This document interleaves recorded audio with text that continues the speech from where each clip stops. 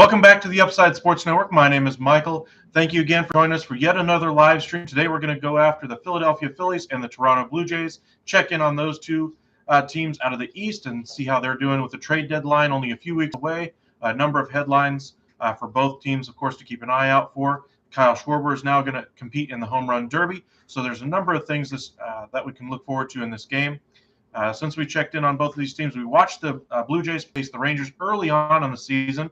Again, we will watch Jose Barrios. Hopefully he gets out of the first inning this time.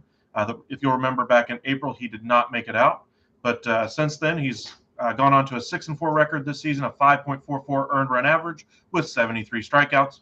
For the Philadelphia Phillies, they're going to go with Andrew Belanti. So we'll see how he does. He's 1-3 on the year, a 3.14 earned run average, and 41 strikeouts on the year. Your lineups for the Philadelphia Phillies: Kyle Schwarber leads things off, followed by Rhys Hoskins and Nick Castellanos. Derek Hall still in there as your designated hitter, hitting fourth.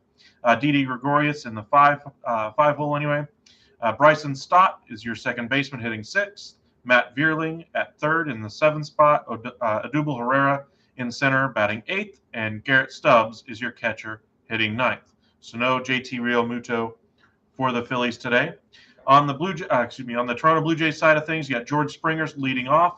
Bo Bichette at short. Vladimir Guerrero Jr. At first base anyway, followed by Alejandro Kirk. He is your designated hitter today, not your catcher. Teoscar Hernandez is in right. Lourdes Gurriel in left. Matt Chapman at third. Santiago Espinal at second. And catcher Danny Jansen bats ninth. There's your lineups for today. Should be a good one out east as both teams are vying for wild card and playoff positioning anyway. Trade deadline is only a few weeks away, so teams are really trying to prove to their managers, prove to their ownership group, prove to their front office that they should invest in them, invest in the team, and not stand pat or even sell at the deadline. Just going to check in on the standings right now.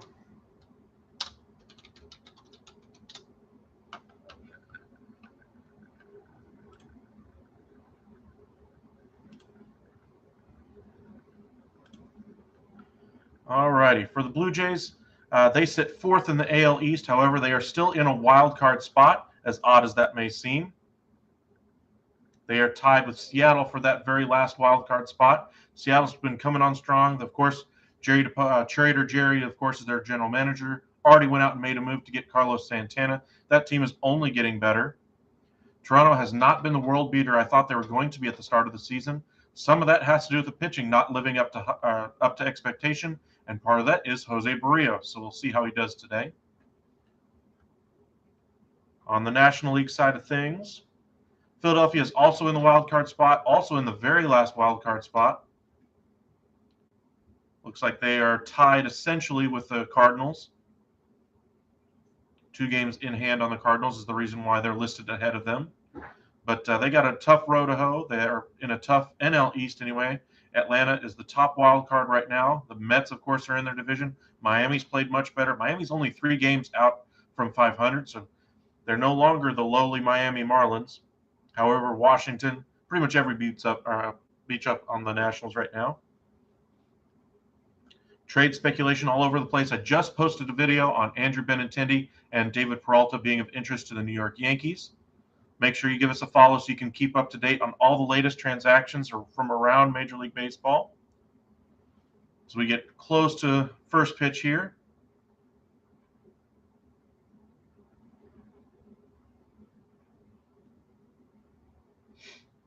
As they go through the starting lineups on the broadcast. Put out another video earlier today as well about Donovan Mitchell. I had originally made a Donovan Mitchell expected to request a trade video. According to multiple reports out there, league executives believed there's no reason why Donovan Mitchell would want to stay there after they traded away his best friend and then the second star on the team. And then Donovan Mitchell apparently let it be known to reporters that, hey, I'm not going to request a trade, at least not yet. And then literally just before I started this live, reports come out that Utah is indeed at least listening on Donovan Mitchell, which when you have a star of this caliber, when you get reports out there that say they're listening, and then literally as I was driving home after reading that report, literally in the 9 minutes it took me to get home, another report came out. New York is quickly putting together a package to send to the Utah Jazz to acquire Donovan Mitchell. That tells you how quickly things like that move. If they're already in the press, you can expect they're moving much faster behind the scenes if this is how quickly the reports are coming out. So I don't expect Donovan Mitchell to be a member of the Utah Jazz at the beginning of the season. Now, whether or not Donovan Mitchell ends up requesting a trade, it may not even be up to him at this point as to for him to at least have any say-so at all. But it sounds like Donovan Mitchell is going to command a hefty price. Utah is looking for a trade package very similar to what they got for Rudy Gobert. So that's where things stand there. MLB trade deadline is coming up. We already mentioned in one of our other videos that Joey Gallo is expected to be moved by the New York Yankees as they seek a more contact-friendly, more contact-heavy type of hitter as opposed to power in Joey Gallo. Gallo only hitting 166 this year, just hasn't gotten the job done for the Yanks, and they're just done with it. They're looking for somebody who has a little bit more versatility and can get on base in front of their mashers. The game we did on Sunday night against the Red Sox, we saw that the Bronx Bombers were indeed that for the first 3 innings, but again, pitching didn't hold up. That was my worry at the beginning of the season, and so far we've been correct there. Or at least that night we were. Young pitching has played much better than expected, though. First pitch by Barrios is ball. Kyle Schwarber standing in the left-handed hitter's batter's box. Swing and a miss. Another pitch out and away. Just a little bit outside the zone, and it's now 1-1.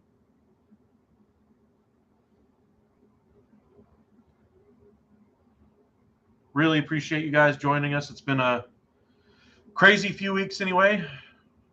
Really picked up with our new studio, making a whole bunch more videos ever since probably about the 27th of June. We started this back in November of last year, but we really picked it up around March. And then we had to change venues anyway and really started again here in June.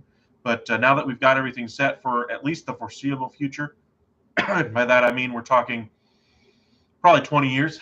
So this is where it'll be. Maybe I'll be able to get some other enhancements, but as things stand right now, I'll keep up as much content as you guys are willing to handle. So remember, hit that subscribe button and let me know what your favorite team is. Maybe I can put out a little bit more content focused on your favorite team. As Schwarber flies out to left there, as Hoskins digs in anyway.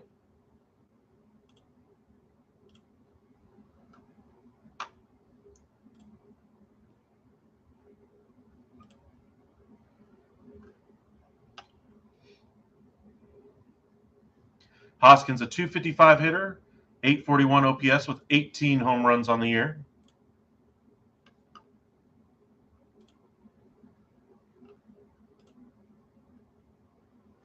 The pitch by Barrios in there at the knees for a strike. And the count goes quickly to 0-2.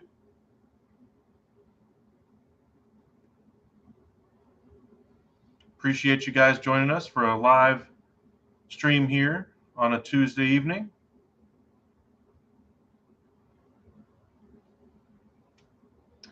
Followed Jose Barrios' career quite closely ever since he was a member of the Minnesota Twins. Hopefully that he gets back on track as the season continues to progress. Another pitch inside jams Hoskins, and Gurriel is there for yet another easy out.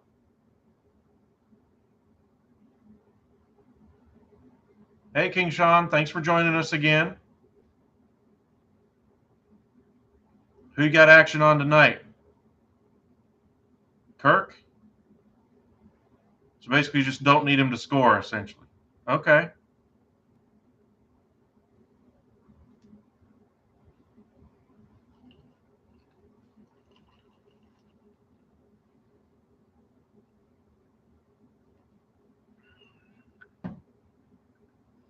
Devers, 2 bases, huh?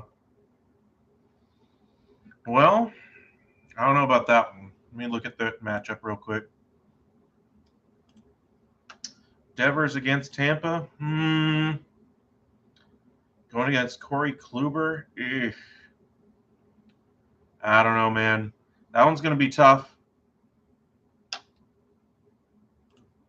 Are you saying he needs 2 bases? If you're saying he needs 2 bases, okay. If you're saying you need 2 bases or less, I don't know if you're going to get that. Castellanos digs in. It's quickly 0-2 on him. So you need him to get 2 bases? Okay. That's a little bit safer bet there.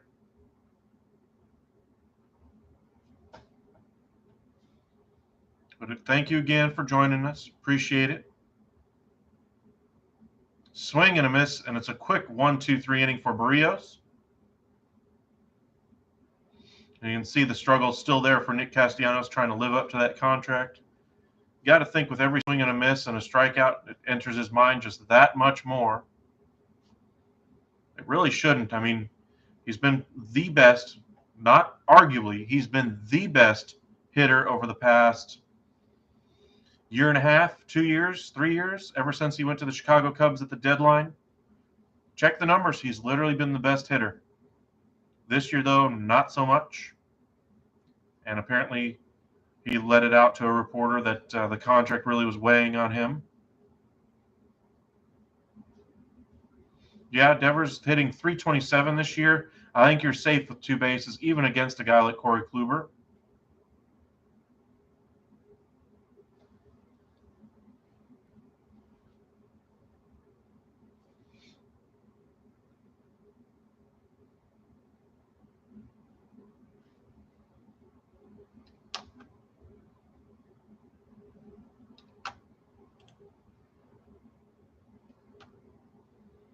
He's up right now, actually. Devers has a .977 OPS with 19 home runs.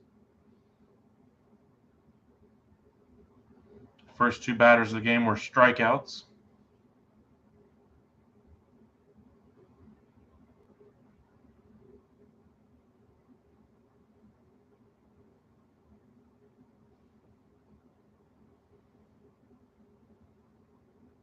Thank you guys for joining us for another live stream. In between innings right now, a quick 1-2-3 inning for the Blue Jays there in the first. Over 5 fantasy points for IKF. Maybe.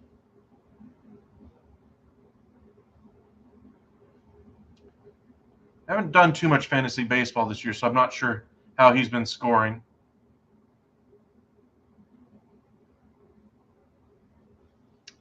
The Yanks, yeah, they're facing the Reds, but let me see who their pitcher is anyway. It's going to be Cole versus Ashcraft.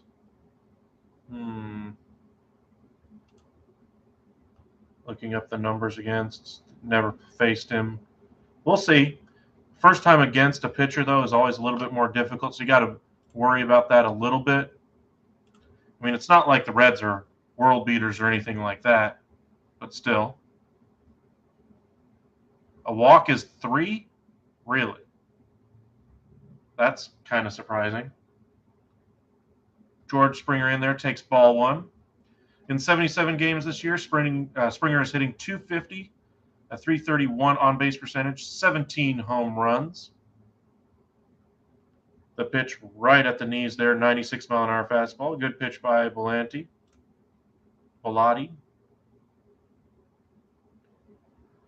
Springer an .821 OPS.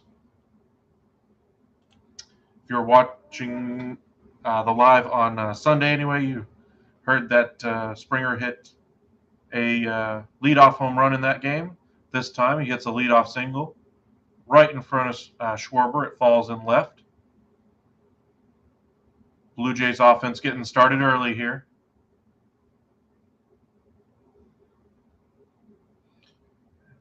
With the turf there in Toronto, that ball bounced quite high after it landed.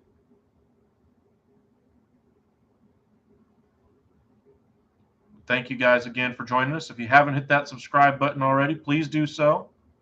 We cover the NFL, NBA, MLB, and the NHL. Every single team across every league. The more of you that subscribe, the more content I can put out.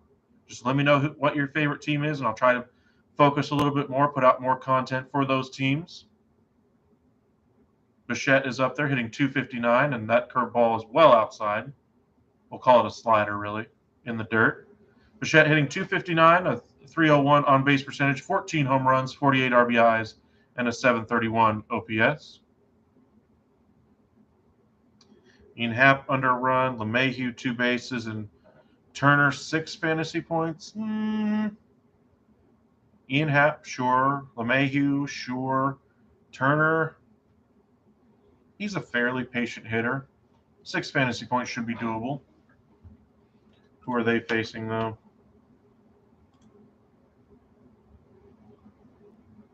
Cardinals? And on the road. I don't know. Just got to hope for something better than an 0 for night.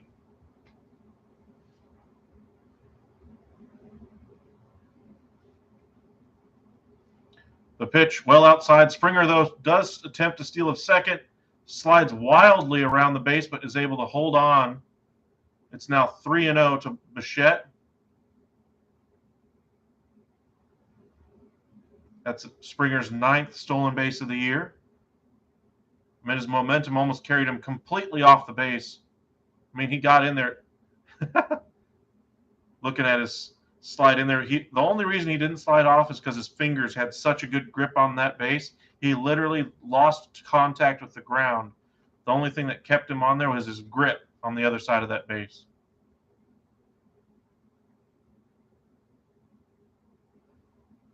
And that's ball 4. 2 on, no out. Things not looking good for Philadelphia here.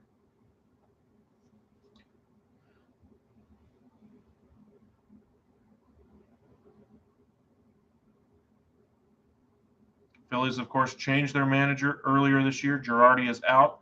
Thompson is now your manager. It's either Thompson or Thompson. I'm going to go with Thompson, though. Thompson just sounds a little funny to me. I could be wrong. Yeah, fantasy being 3 points, that's kind of, for a walk, is a little bit crazy.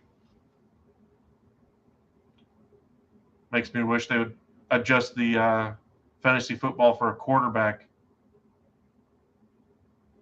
I mean, quarterbacks already get a ton of points, don't get me wrong, but they just have their fingerprints literally all over the game. You get 1 point for every 25 yards they throw. Maybe they could adjust something like that, because they make it so much so that it doesn't matter who your quarterback is, as long as you've got somebody who doesn't have a broken arm at quarterback or have a bye week, you're going to have solid production from that quarterback spot. I'd like to see them do that to kind of fix fantasy football a little bit. Maybe make it 1 point every 20 yards, something like that, where the people who really get actual production out of their quarterback are rewarded a little bit more. You're a Niner fan? Okay, I got to ask you because I've got a Garropolo video in the works. Okay, you think Trey Lance is going to be great. Okay, so do you think he's ready to take the reins, or do you think Shanahan is looking at him, oh my God, this quarterback is not ready. That's why I had to start Jimmy Garropolo all season long?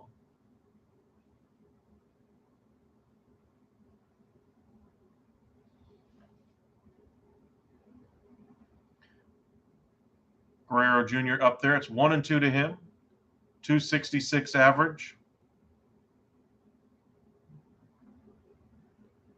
Swing and a miss. Guerrero unable to catch up with that fastball.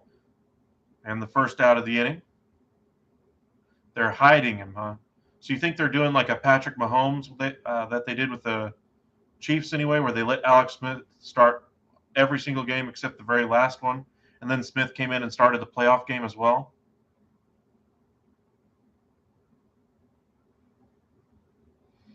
Yeah, it was I don't know how much you would say that you hid that you wanted him, but I mean, you did trade up and gave up so much draft capital. You have to really hope for the best for Trey Lance. What do you think you're going to end up doing with Jimmy Garoppolo? I think I was listening to the Herd on the way into work anyway, or while I was at the bank for work anyway, and they're saying how if you have Jimmy Garoppolo even in the same room as Trey Lance in the quarterback room, he completely dominates the room, and the team isn't going to be able to get behind Trey Lance if he's there. Do you think you end up holding on to Garoppolo? Do you think they end up moving Garropolo, and where? It sounds like the Seahawks have at least done some due diligence on it, but I mean, it's in the division. Do you really want that? A second rounder from Cleveland? Really? That might be a little ambitious for a one-year starter for them. Swing and a miss by Kirk. And a second strikeout there. Bellotti battling back here.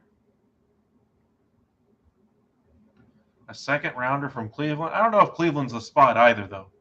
I think they might go a little bit cheaper at the quarterback position this year. I mean, they're still paying Baker, even though he's going to Carolina. They got $230 million locked up in Deshaun Watson. They have Jacoby Brissett already.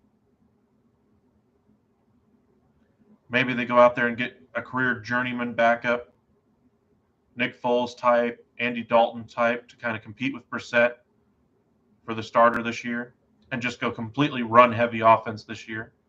They are built around the run game anyway. Well, that's what I was saying. I don't think you're going to trade him to Seattle. I think Seattle, you might get the most for him there. I remember they were trying to get a first-round pick originally when they started the whole process of we're going to go ahead and trade Jimmy this year. You saw the picture of Garropolo and John Lynch shaking hands that they had agreed to part ways. Quickly 2-0 now to Hernandez, falling behind. But I think a trade to Seattle would make sense. I just don't think it'll ever happen. Yeah. He is a proven winner. I mean, he's kind of like a, like they say, a guy's guy. I mean, he just looks like a starting cornerback. He has got the winning pedigree of a starting quarterback.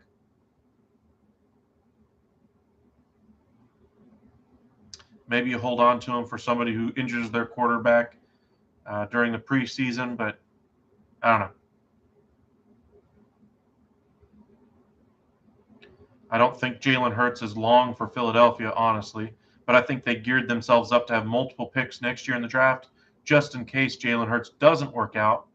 They'll have the ammunition to trade up to get the pick that they want at quarterback. Otherwise, I think if they hadn't done that, Jimmy G would have been in consideration for the starting job there next year. Sorry, people, I'm not a fan of Jalen Hurts as your starting quarterback.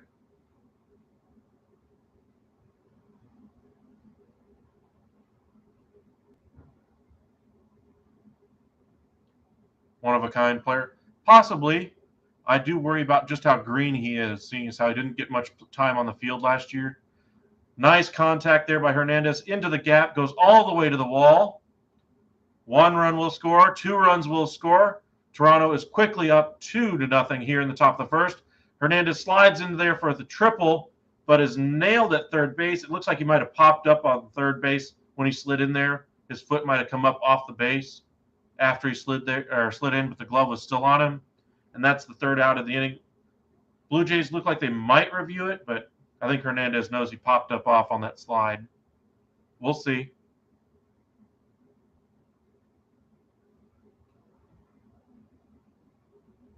I don't know. That's pretty close. I don't think they're going to challenge it, though. You get the 2-run lead and you call it good there. The Texans game? Well, even in Texas, it's hard to watch Texans football. But Davis Mills definitely played a lot better. Makes it a little bit more watchable, but I don't know. I just haven't seen anything from Trey Lance to make me go, yeah, he's going to be an epic, great player. I want to see it during preseason, see that he beats out Jimmy Garropolo if Jimmy Garoppolo is still there. I don't just want him to be handed the job. Now, if Garropolo isn't there, he absolutely should be handed the keys and expect the utmost improvement from him, not just, hey, you're now the starter just because we literally have nobody else.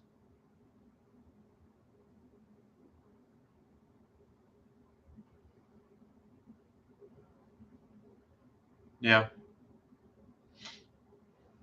I am very curious how the Texans are going to do with Davis Mills.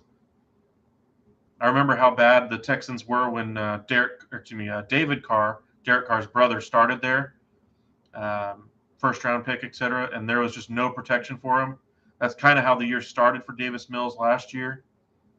Once he finally got the reins again after Tyrod Taylor was benched, we saw just how good Davis Mills could be. So maybe he's the long-term answer there in Houston. Otherwise, if he's not, maybe they draft one. Maybe they go after Jimmy G next year. Who knows? 2-0 here as we go to the top of the second. Thank you guys for joining us for another live stream. If you haven't hit that subscribe button, please do so. Feel free to comment. Let us know where you're watching from. Oh, I already think he's a great backup.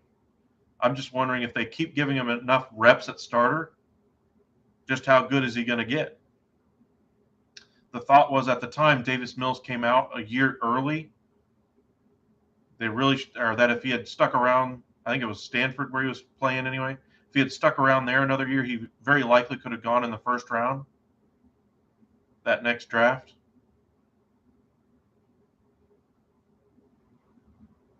And I think so. Just looking at the tools that he has, he looks like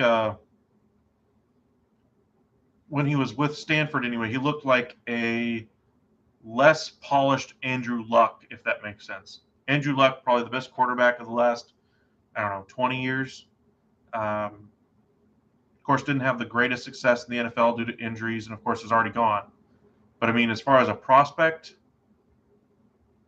he was probably the best. Okay. Y'all have always had a really good defensive line, at least since, the Super Bowl years.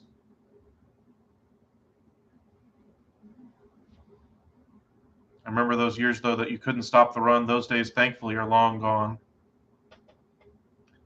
If you're watching fantasy football now, you always saw Stephon Bell always get razzed a little bit, to say the least, anyway, as far as which running back is starting against the 49ers defense. That's going to be your number one running back this week.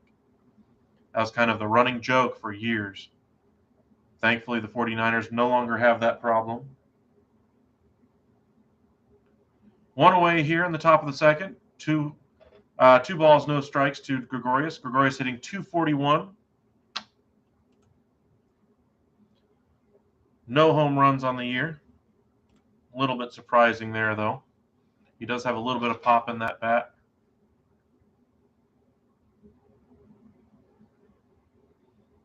I don't know. I'm personally, I'd probably have to go with Rod Marinelli. His ability to turn literally no talent into a respectable defensive line, unparalleled. Nobody is able to get more out of less than Rod Marinelli. Just look at how little the Cowboys invested in their defensive line in the time he was here. It was just abysmal. And yet, he still was able to get at least decent, productive defensive line play out of it. They always went with the cornerback or the wide receiver or, CeeDee Lamb or the Ezekiel Elliott, but no, they did not go get defensive line help or the linebacker they would go out there and get. He made the best out of literally nothing. Nice strikeout there by Barrios, working back from a 2-0 deficit. Barrios looks like he's got that fastball working today.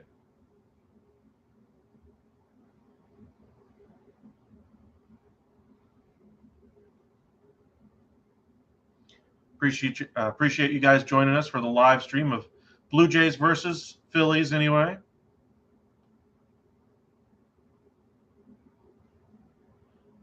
First pitch swinging by Stott, hitting 177 coming in. Line drive to right, gets a base hit. 2-out knock there by Stott. Matt Vierling due up next. Barrios thinking he could get a cheap one there by Stott. Stott not having any of it. Says thank you very much for that one. Yeah.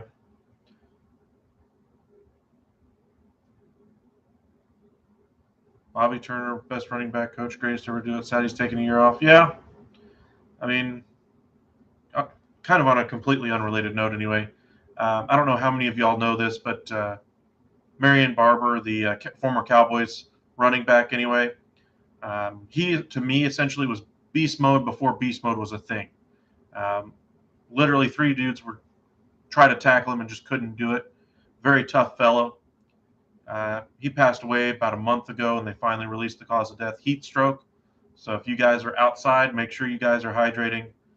Even the toughest among us, like Marion Barber, could go down from it. So make sure you're staying hydrated out there. It's a hot one out there. I think it's like 102, 103 right now where I am. Ridiculous. I literally took one step out the door for my job, and it felt like the hottest it's ever been. So make sure you guys are staying hydrated.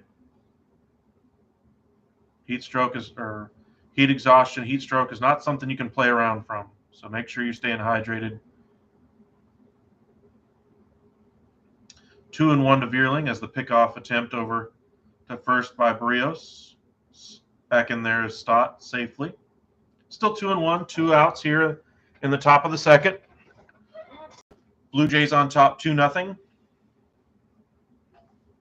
RBI double by Teoscar Hernandez, who was thrown out at third, trying to stretch the double into a triple. Did allow 2 runs to score, though, before he was called out.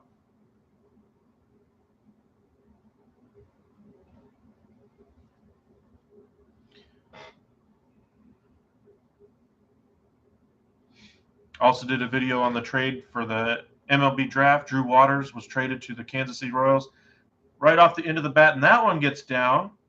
Hernandez throws it in as Stott goes all the way around to third.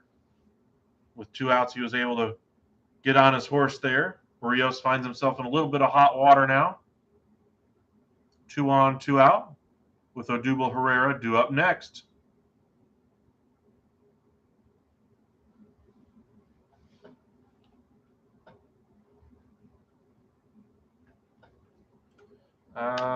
Let me check on it real quick.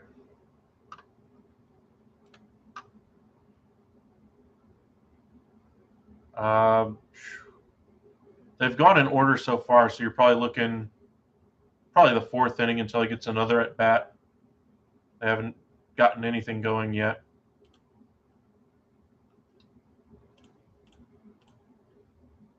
Strike on the outside corner there. Herrera's down 0-1. Herrera on the year hitting .240 with a .281 on-base percentage, 5 home runs, 18 RBIs, and a .676 OPS. Phillies are 6th in all of baseball with runners in scoring position, hitting .263. Curveball there finds the outside corner. Odubel Herrera unable to get the bat off his shoulder there. Nice piece of pitching there.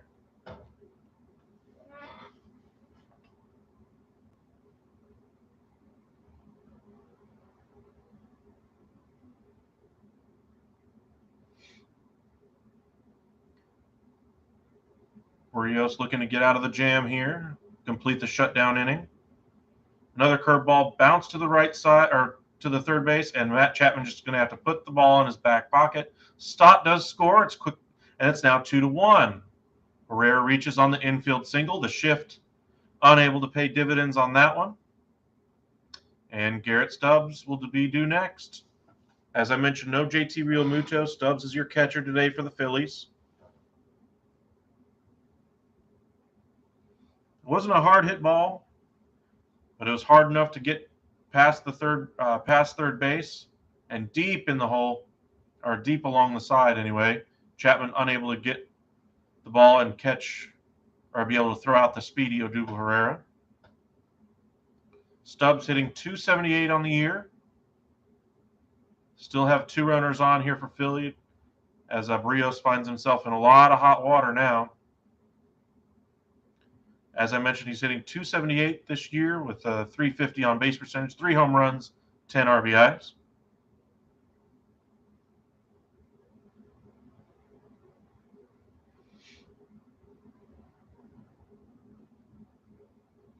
Stubbs with runners in scoring position this season is 5 for 10 with 8 RBIs. We'll see if he can come through yet again. He's in the left-handed hitter's batter's box. That one misses inside, and it's 1-1. Appreciate you guys joining us. If you haven't hit that subscribe button already, please do so. Had a lot of you guys view a bunch of the content that we put out today.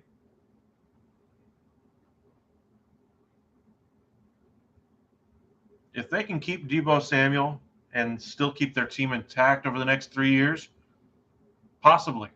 I'd say they're probably one of a handful. NFC is weak at the bottom, but they still have a lot of very strong teams at the very tippy top. I mean, two teams that are supposedly at the tippy top lost a few pieces, but they're expected to be division winners. I mean, the Niners did beat the Cowboys and the Cowboys and the Packers, both of which got worse this offseason. Popped up by Stubbs, and that's the third out of the inning. Brios is able to get out of it, only giving up the 1 run. 1 run, 3 hits, no errors for the Phillies. 2 runs, 2 hits, no errors for the Blue Jays as we go to the bottom of the second. Yeah, the NFC is very weak at the bottom, but I think it's going to get much better very quickly, as a lot of the draft picks are now going to be filtering themselves in on the NFC side of the equation.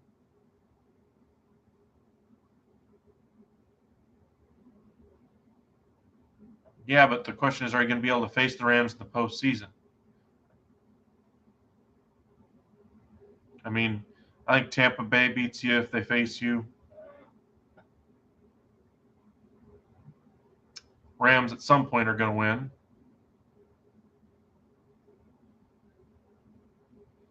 Packers did get worse this offseason. Cowboys did as well, but I'm curious to see how they retool that offense. I think that offense in Dallas is going to look a lot different than it did this year. I think they tried to rev it up too much. Think of like Kansas City, where they're able to score 28 points in a flash, but literally can't do anything else during the rest of the game. And yet you're looking at their players going, hey, you guys are absolutely fantastic. Why can't we keep this up for 4 quarters? And why are we only scoring, touchdowns in the second quarter on consecutive drives, yet we can't get a first down the rest of the game? It's because they were always trying to hit the home run. I think Dallas suffered from a lot of that. I don't know about much better. I think the defense there last year for Tampa was very unhealthy. I mean, their quarterback position week 1 was already decimated.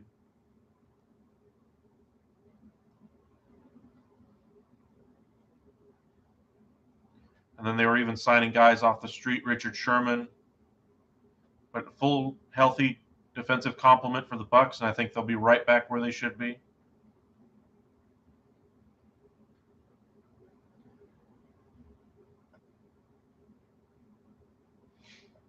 Looks like we're just about to get back here from the bottom of the second inning.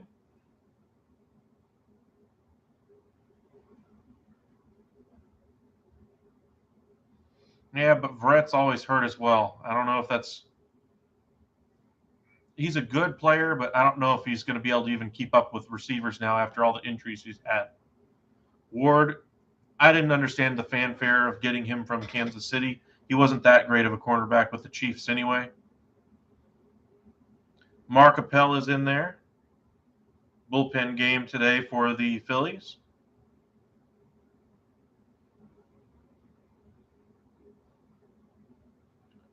That one grounded to short. Didi Gregorius is going to have to put that one in his back pocket. A couple of infield hits here so far in today's game. This one by Lourdes Gurriel. Matt Chapman due up next. Chapman having a really down year offensively again, hitting .219 so far for the Blue Jays. Has not worked out nearly as well as the Josh Donaldson trade did a few years back between the A's and Blue Jays. Blue Jays were hoping to bottle lightning again and just haven't been able to do it.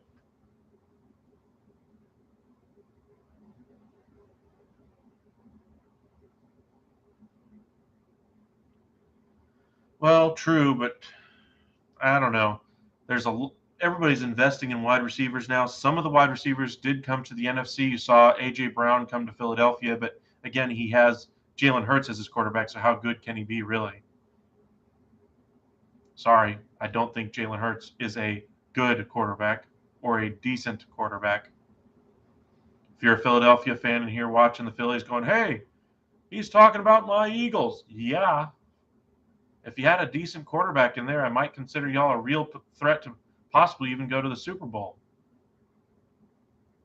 I just don't understand why the team is doubling down on Jalen Hurts for yet another season. I get it. He made the playoffs last year. He played a little bit above his head. but he's not a quarterback. He can't complete passes.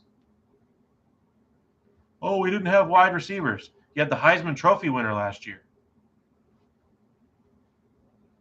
Double play ball there by Chapman, and yet again, more poor offense from Matt Chapman. You got to wonder if the Blue Jays are really going to start to regret that decision and maybe put somebody else on the line if this keeps up.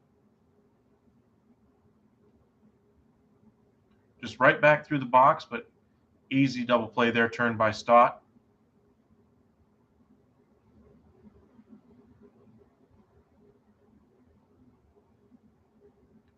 Yeah, I'd put Lamb in that category. I think he's going to elevate to that class as well. I think Metcalf gets a little bit too much pub. I don't think he's as good as everybody thinks. Then, of course, you still have Odell Beckham Jr. still sitting out there. Hopkins, of course, is suspended. You have Godwin still on the Bucs. Espinal in there and is quickly ahead 2-0 now.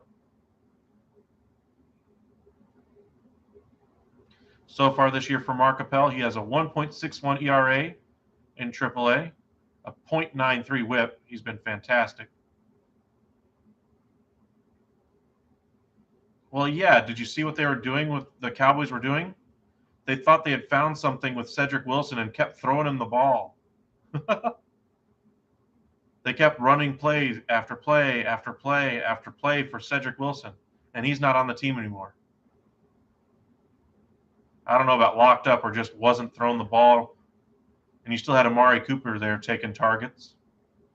He's gone. Wilson's gone. That one gets through the middle. 2 out knocked there by Espinal. But, I mean, I think they threw him like 10 balls to Cedric Wilson in that game. I think they completed 2 of them, and I think they threw 2 picks on plays to him as well. I think they threw the ball to CeeDee Lamb like twice. One of them, he was wide open down the middle, and Dak couldn't find them with the ball, overthrew him. Well, they should have moved off Dak back when Romo was still around, in my opinion. But that's neither here nor there. That ship has long since sailed. Good swing there by Jansen. Straight to a Herrera, though. So much for the 2-out rally. And we go to the third. Blue Jays up 2-1. 2 runs, 4 hits, no errors for the Blue Jays. 1 run, 3 hits, no errors for the Phillies. Well, I mean, for a decent starting quarterback, $40 million is what you're going to get. I mean, the Cowboys were given a lot of grief for the contract that they ended up giving him, but it's basically what they wanted to give him from the start anyway. Once you add in the franchise tag for about $30 million, add in his contract, and it's about the 5-year deal they wanted to sign him to the year before when he didn't accept the deal. Now, a year later, he was willing to accept 4 years. Okay. Cowboys still got their quarterback at their number, but $40 million for a good quarterback is about what the going rate is. Now, I didn't say Dak was a great quarterback or even elite,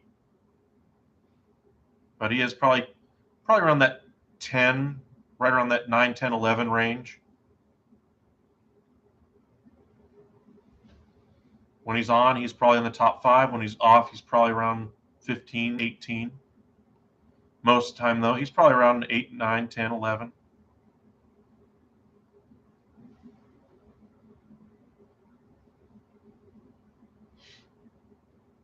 If you're just joining us, Phillies are on top, or excuse me, the Blue Jays are on top 2-1. Here is the top of the third. A lot of news around the sports world today. Put out a whole bunch of videos. So if you haven't hit the subscribe button already, please do so. Appreciate you guys joining us here on a Tuesday evening anyway. We'll do some talk here during the game as far as NHL talk. Free agency is set to begin tomorrow. We're going to do a live stream starting early tomorrow morning. I've got one event I have to be at tomorrow morning, but as soon as I get home, I will get on and go over all the transactions as they go down. We saw a trade go down almost as we were wrapping up last night anyway. Made a whole bunch of videos last night, and we saw Matt Murray got traded to the Toronto Maple Leafs anyway. He is expected to be your starting goaltender. So those of you who are Blue Jays fans and Maple Leafs fans, appreciate it. Thanks for joining us, Charles. Appreciate the like. Thanks for stopping in. I know not everybody has time to sit here and watch baseball game. You know, baseball is 3 hours long nowadays. But thanks, Charles, for joining us. Yeah, the Cowboys draft, I agree, was very weird. I wasn't a huge fan of their draft last year, but I was proven wrong. Parsons, the Defensive Player of the Year.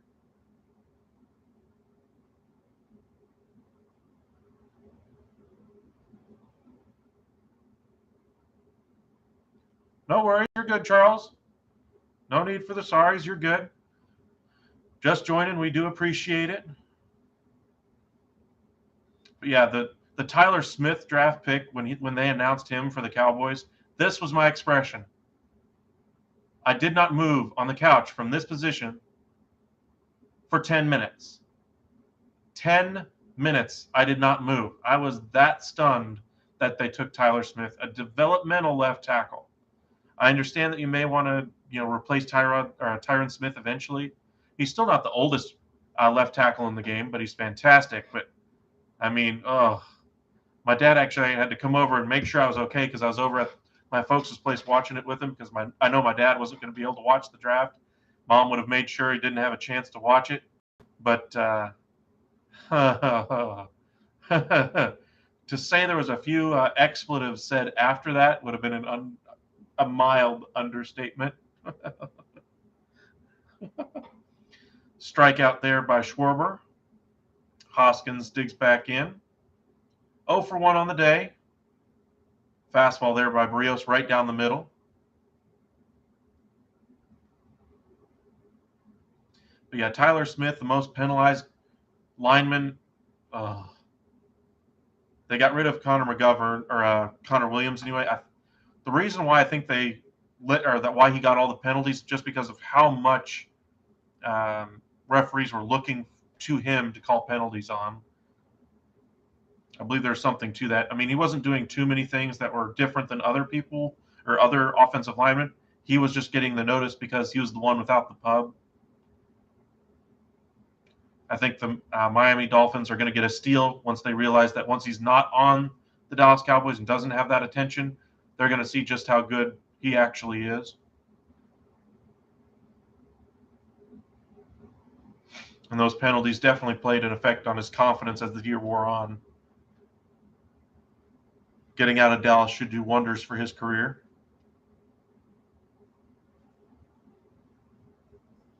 Two and two to Hoskins here in the top of the third, 1 away.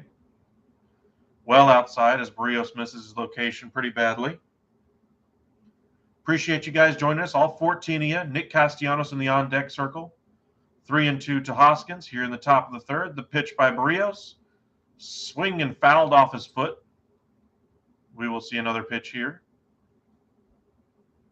If you're joining us for the first time, make sure you hit that like. Give us a follow. Make sure you turn on the alerts as well. That way you can be notified whenever we do go live. We try to do a lot of lives anyway during the week. Try to do about 5 of them if we can, maybe more. Different baseball games. And as the other sports get back underway, we'll try to do some NFL, NBA, and NHL games. Hoskins pops that one back behind home plate and out of play. Remains 3 and 2. Berrios up to 45 pitches now here in the third.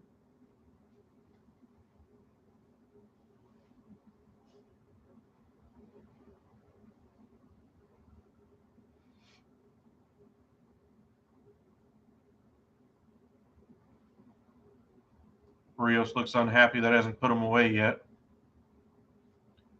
Another pitch fouled away by Hoskins. Did not miss that one by much.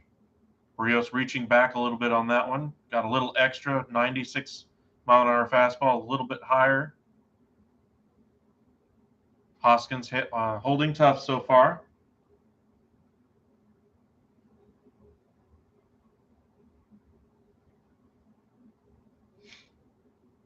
The pitch by Berrios, swing and a miss.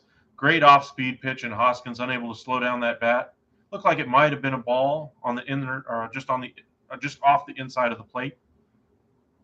But in either event, It is 2 away for Nick Castellanos. We do cover the NFL, NBA, MLB, and the NHL. And as I mentioned, tomorrow we'll be doing that live starting at 9 o'clock. NHL Free Agency, Free Agent Frenzy begins tomorrow. Should be a fantastic day if you're a hockey fan. If you're new to hockey, join us. We'll let you know what to look out for, who's good. I know here down in Texas anyway, the sport of hockey is certainly growing. Stars have had a big they've had a big hand in growing the sport down here in Texas. The Winter Classic, of course, at Texas Stadium, or at the Cotton Bowl anyway, was fantastic. Nice slider there by Barrios, and it's quickly 0-2.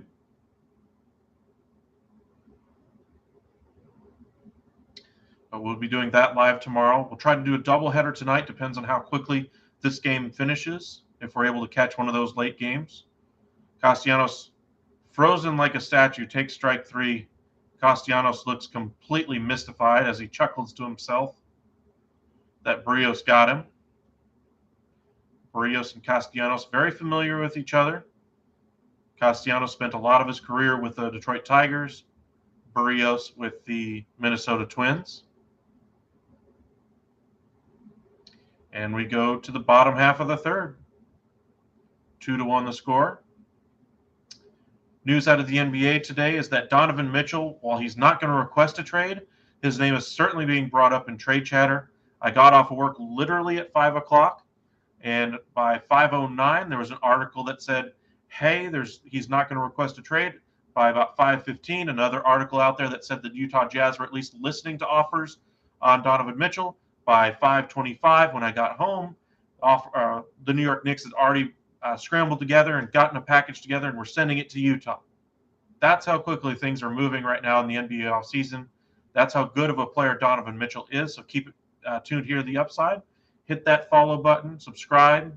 Make sure you hit that alert button so you know when we're posting. Put in the comment section here where you can follow us at on Twitter.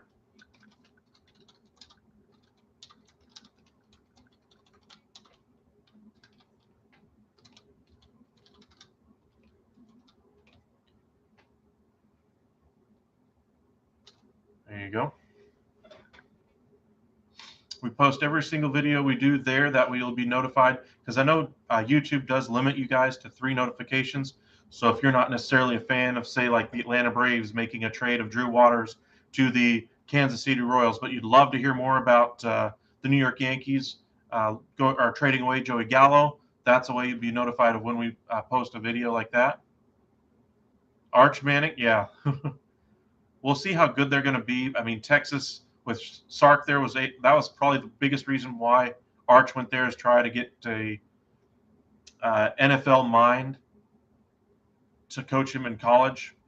Expectations are that this is more about securing that #1 pick for Arch Manning than it is about college pedigree, as Texas has not been very good in college football for years.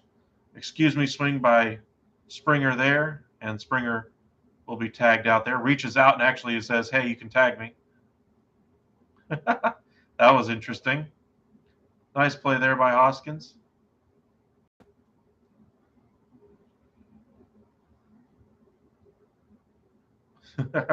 Literally reached out his hand like this and let himself be tagged.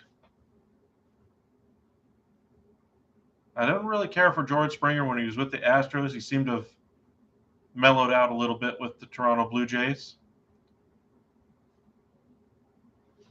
I don't know, maybe getting away from Carlos Correa, Jose Altuve, just that entire culture just seemed to feed off each other.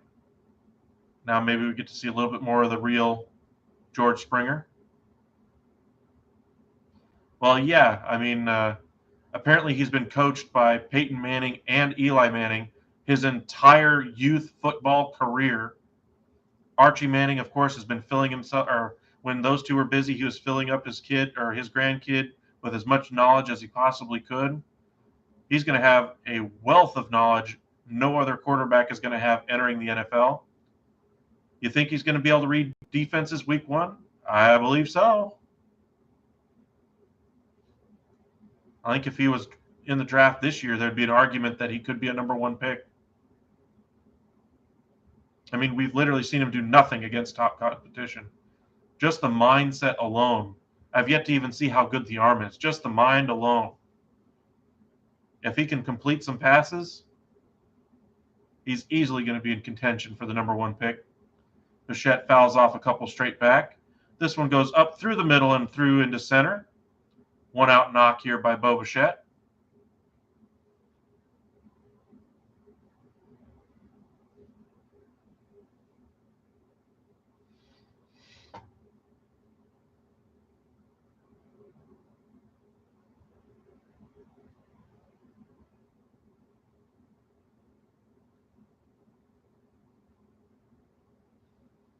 A lot of news about Spida coming out right now. News out of the NHL. Cam Talbot has been traded from the Minnesota Wild. Apparently there was some acrimony going on around that. Marc-Andre Fleury was signed to a 2-year, $7 million deal.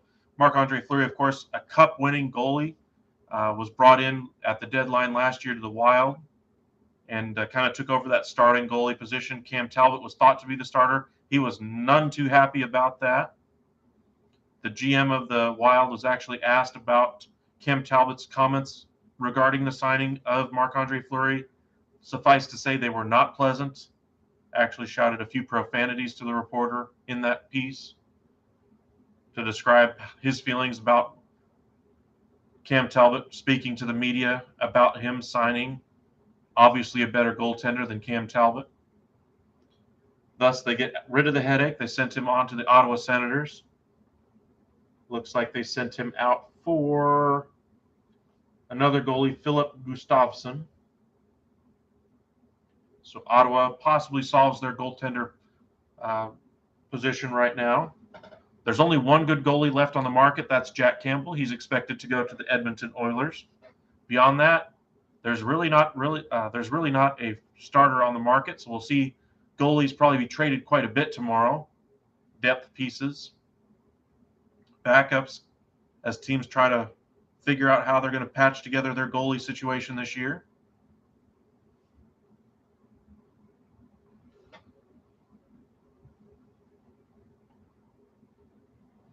Well, yeah, the AFC is loaded with quarterbacks. But like I said, Philadelphia is set to be able to trade up for any quarterback they want next year. But Arch Manning is not going to be in the draft, of course, until I believe 2 years from now, something like that.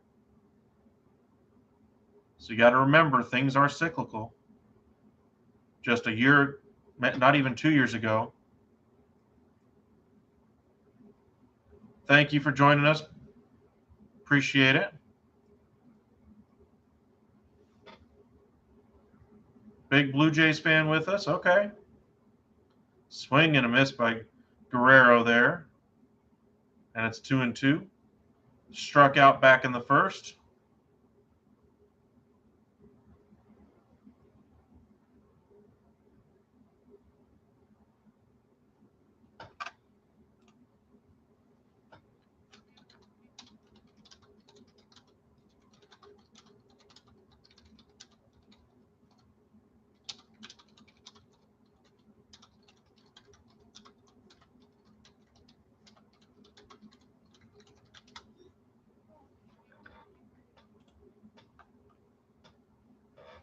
Three and two now to Guerrero Jr.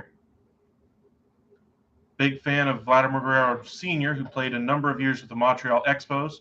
Only fitting his son also plays in Canada. Swing and a miss. The throw down to second. Well out in time as Bo Bichette. That throw was right on the money, and he beat that slide by a mile.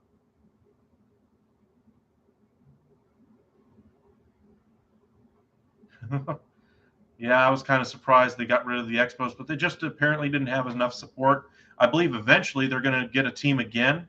There's a lot of rumors about the Expos actually, or the Montreal team or Quebec area getting a baseball team again. There's actually talk about them getting an NFL team for a minute, but I don't expect them to expand there. Not at the moment, anyway. I believe they'll more likely expand to other cities in the U.S. first, probably then to Mexico.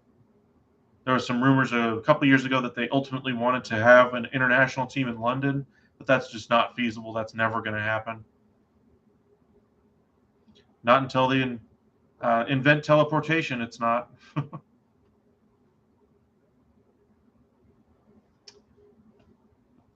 We go to the top of the fourth. Blue Jays on top, 2-1. Let us know where you're watching from. Who's your team? Got a Blue Jays fan in here.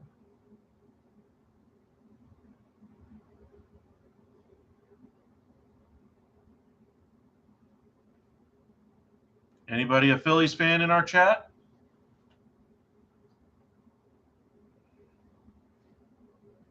Anybody going to take up for Jalen Hurts as being the prodigal son Philly never knew they needed?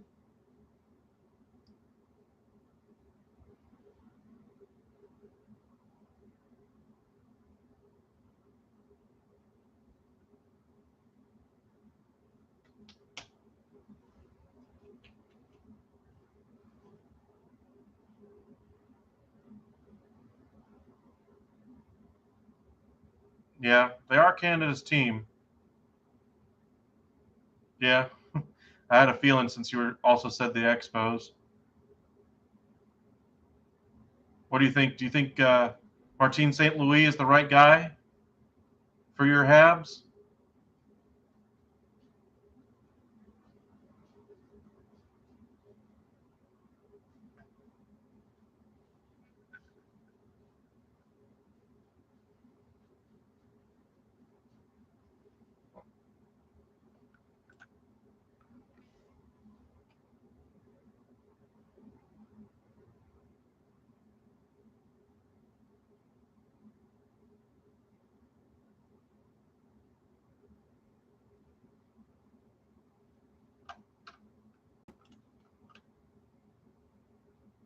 Yeah, I hope so. It's been a while since.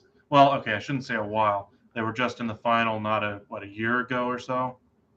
But to me, that was just an unbelievable playoff run, more than the actual talent level of the Habs.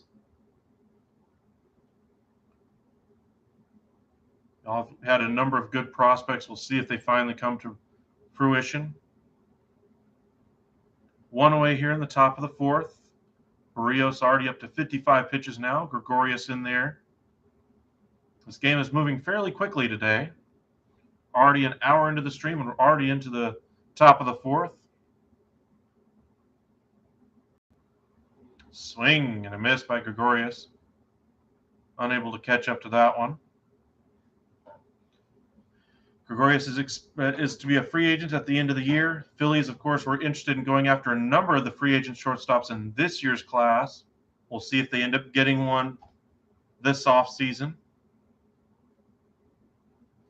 Swing and a miss. Gregorius looks silly against Barrios there. 8 strikeouts now for Barrios. He's really got that strikeout working today. Who do you got your eye on for the Habs for tomorrow? Anybody you want to see them go out there and get?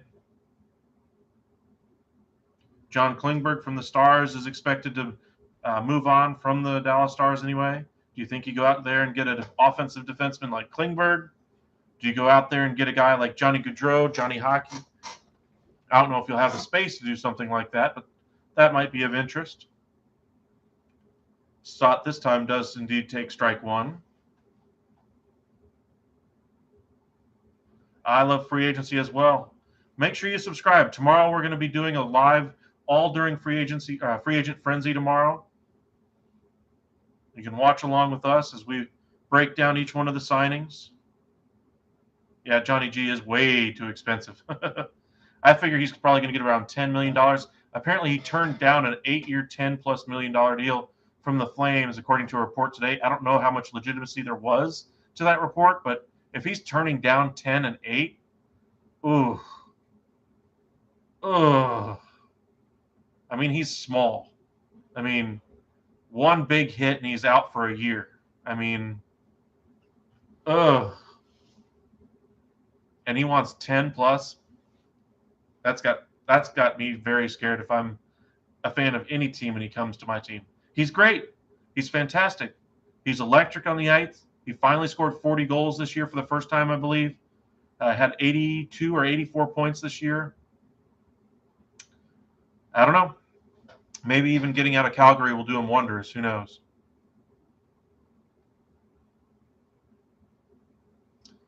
Do you think Jack Campbell goes to Edmonton, or do you think he ends up going somewhere else?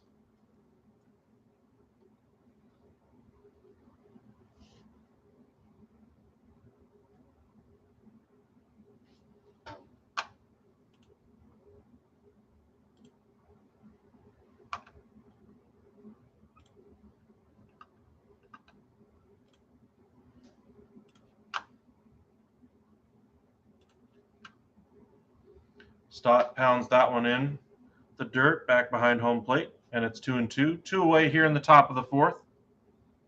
A very active chat today. If you're just joining us, feel free to say hello, drop a line. Appreciate you watching those. I think I've got all of them posted. I was trying to post all of them throughout the day. I pulled a 9 to 5 today again, so it was tough to post videos during the day, but I tried to post as many as I can. Stott gets a hold of one there, and that one's gone. Fantastic piece of hitting there by Stott. He's so far the player of the game for the Phillies. Has had Berrios' number, and it's tied 2-2 here in the top of the fourth. Berrios left that one a little bit over the plate and a little bit elevated. 5th home run for Bryson Stott this year. And we're all square here in the top of the fourth. Ambushed the fastball last time he was up on the first pitch. This time works the count, gets a pitch he can handle, and knocks it out of the park. Great piece of hitting there by Stott. Matt Vierling up there, 1 for 1 on the day, takes a strike, and it's 0-1. That's the 19th home run given up by Jose Berrios. That's the most in the American League. You can kind of see why his numbers are so inflated now.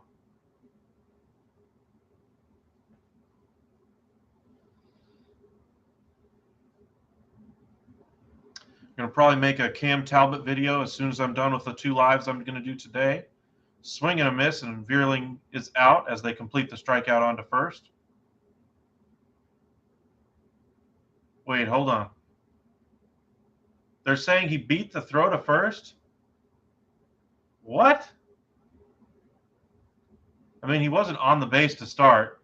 I mean, he looked like he tapped the base with his foot. The entire Blue Jays team just is completely shaking their head like that's bull. We'll see if they actually review it, though.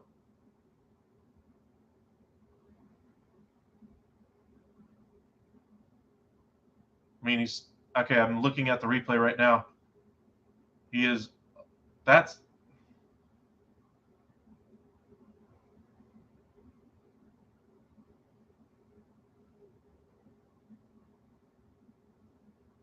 Wow.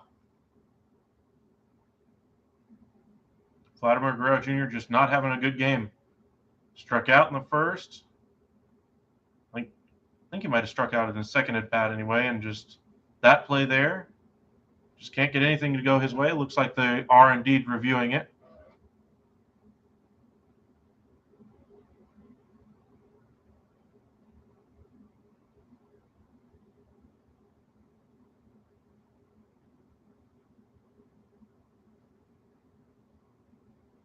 Maybe he was off the base looking at that replay. Looked like his foot came down in the dirt, just shy of the base.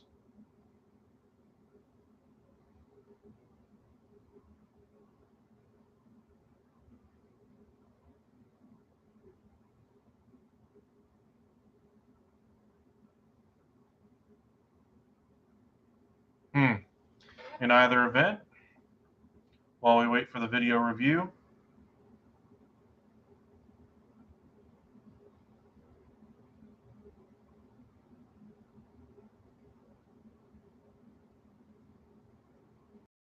they are going to call him safe. Guerrero is pissed.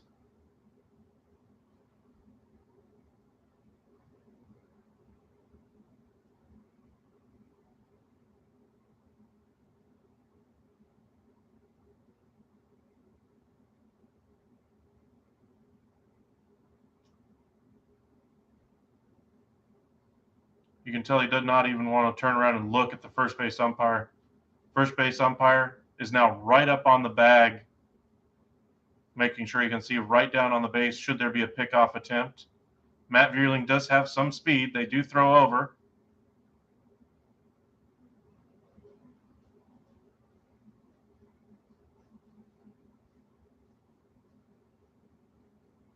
Oh, and looks like this time he might have actually been out.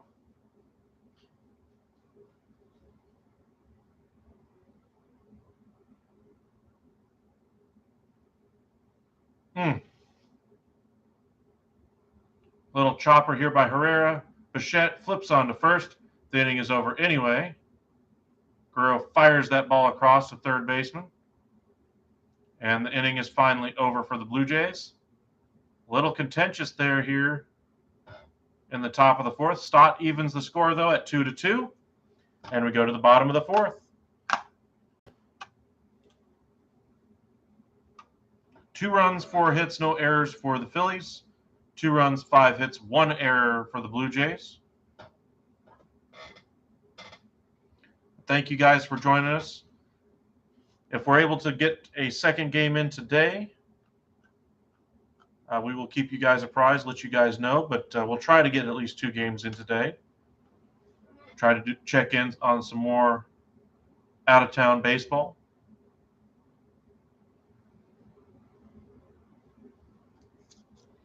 Checking in on some of the other headlines. Looks like Johnny Gaudreau is definitely going to test the open market.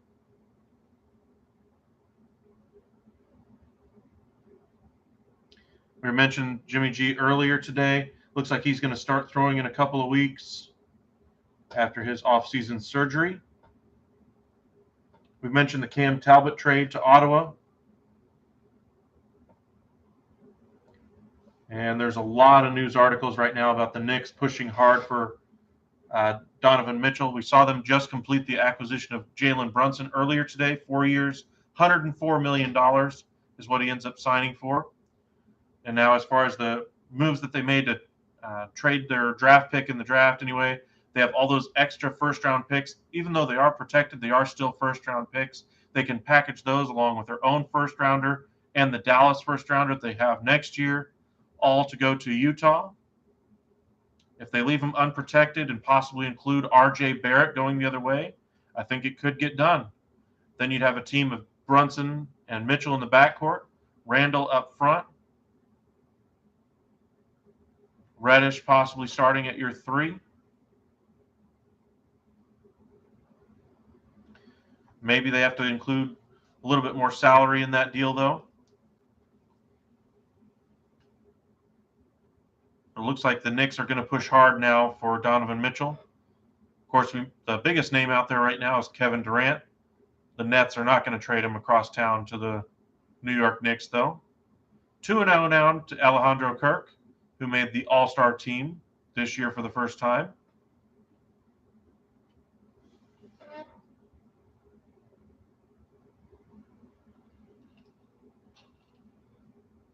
Mark Appel out there for another inning of work. That one right at the bottom of the zone, and it's 2-1.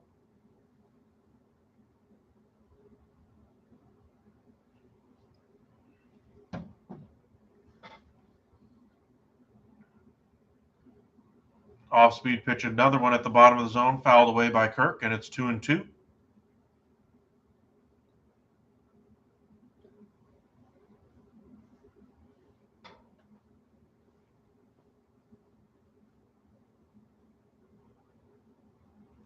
Swing and a miss. Mark Appel able to fool him there. Gets his second strikeout of the day in the dirt there.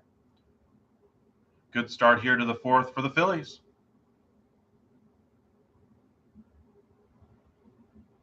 Looks like just a sinker right at the – that just fell off the table essentially.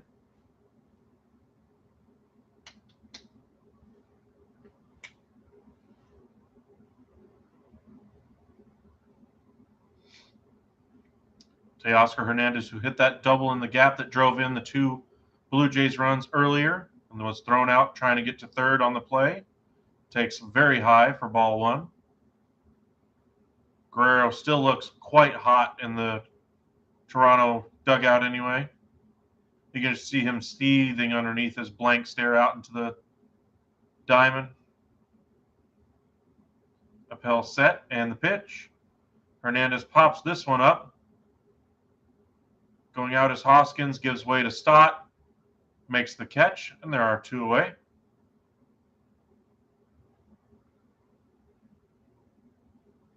Good defense there by the Phillies.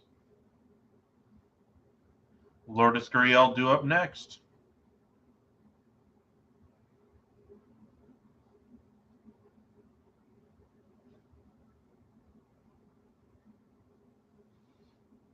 They show this hot zone anyway for Lourdes. Obviously, if you throw it inside on him, he is going to hammer. Throw it away. He struggles mightily, so we'll see if Appel has read the scouting report. That one very high, escapes the catcher Stubbs there and goes all the way to the backstop. I mean, that was a rocket right over the umpire's head. And it's 1-0. Gurriel hitting .298, 5 home runs, 35 RBIs with a .351 on-base percentage. He reached on a single in the second. You got to wonder if the Blue Jays had, if Teoscar Hernandez wasn't thrown out at third and just chose to stay at second, if that single might have been the difference in the game so far. Gurriel, this one lined over the third baseman's head. And Gurriel rounds first. Schwarber throws into second, is in there for a stand-up double. And the Blue Jays have something going here in the bottom of the fourth. Appreciate you guys joining us. If you're just joining us for the first time, hit that subscribe button. Don't forget to hit that like button, and make sure you turn on those alerts. We do a lot of live broadcasts. Try to stream as many different teams as we can every week. Tomorrow we will be streaming some of the free agent frenzy in the NHL. So if you're a hockey fan of any team, make sure you follow us and join us for our live as we cover every single move that is made on signing day tomorrow. That's what I'm calling it anyway, as almost every single big free agent is expected to sign tomorrow. It's usually what happens in hockey. That's what I enjoy about hockey free agency as opposed to the other free agent periods. Most of the signings happen literally on that first day of free agency. Now, there's a few, of course, that don't get signed, smaller level free agents or even big level, top level free agents that just want to view the other team's facilities first. But for the most part, almost all of those conversations are done, and they just kind of hammer out the final details of contracts. Lots of trades will go down tomorrow as well. As we mentioned, there's only one high-quality starting level goaltender on the market in Jack Campbell, and he's expected to go to the Edmonton Oilers. So if your team is in need of a goalie, trades are going to be the way to go get it tomorrow. Chapman this time lined into the gap. This one gets down all the way to the wall. Gurriel scores easily. Herrera gets it and flips it in. Chapman standing there at second. And it's 3-2. We'll see if they lift Appel here.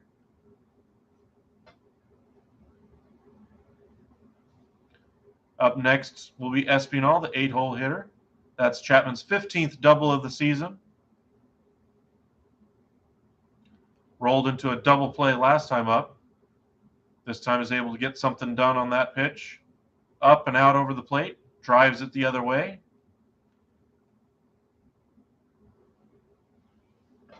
Espinal reached in his last at-bat. We'll see if he's able to succeed again here. Base hit to the outfield likely scores Chapman. That pitch also very high to start to Espinal, and it's 1-0. 274 average for Espinal, 6 home runs, 37 RBIs, and a .325 on-base percentage. He is the second baseman for the Blue Jays. Right on the outside corner. Very nice pitch by Mark Appel. Evens the count, 1-1.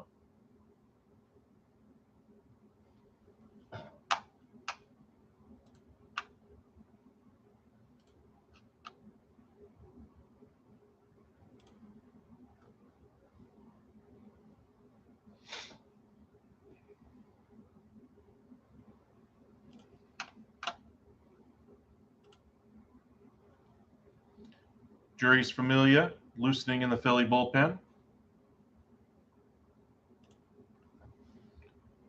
Espinal takes low, and it's 2-2.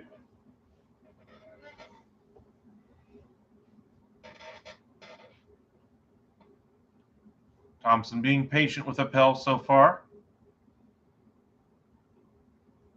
Appel working his third inning so far.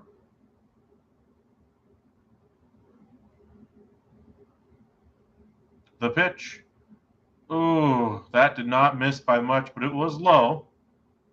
Again, Major League Baseball trying to encourage pitchers to throw it up this year. That slider just missed below the zone at 82 miles an hour.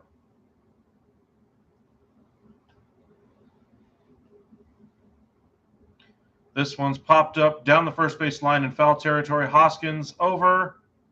Does he make the catch? He does, right up against the netting, leaning into the netting, and that's the third out of the inning.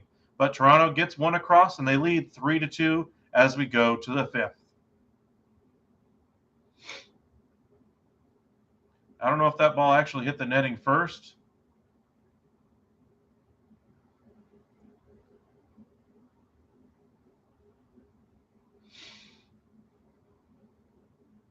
But in either event, the inning is indeed over.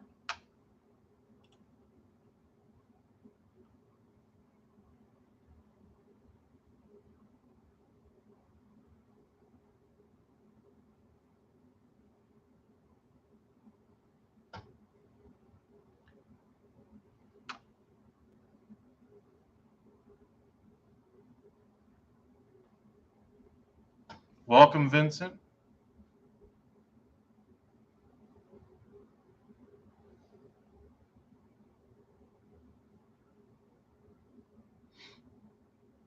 Make sure you hit that subscribe button if you haven't already.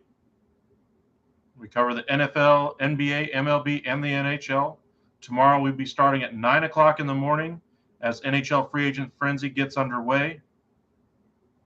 Make sure you watch your favorite team, sign your favorite target, that forward you want them to sign, that depth defenseman. Maybe they go out and make a big trade. Tomorrow's the day a lot of those things happen. We'll bring every one of them to you live.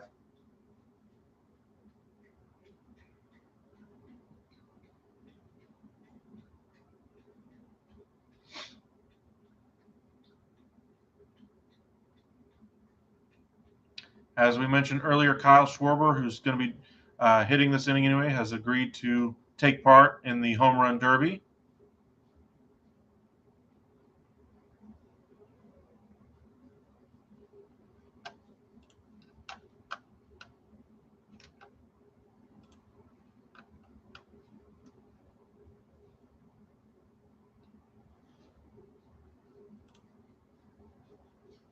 It will be Stubbs, followed by Schwarber and Hoskins here in the top of the fifth for the Phillies.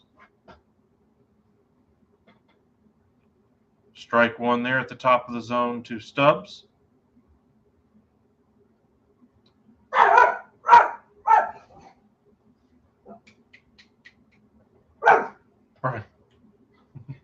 Yes, my dog having a little bit of fun with our neighbors out there as they run past.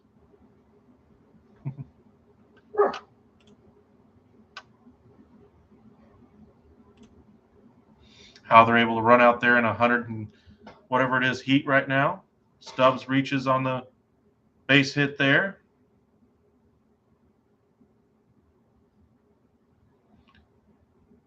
Nice little bunt. Drops it down right in front of third baseman Chapman. Brios got over there in time, but wasn't able to uncork a throw in time to beat Stubbs.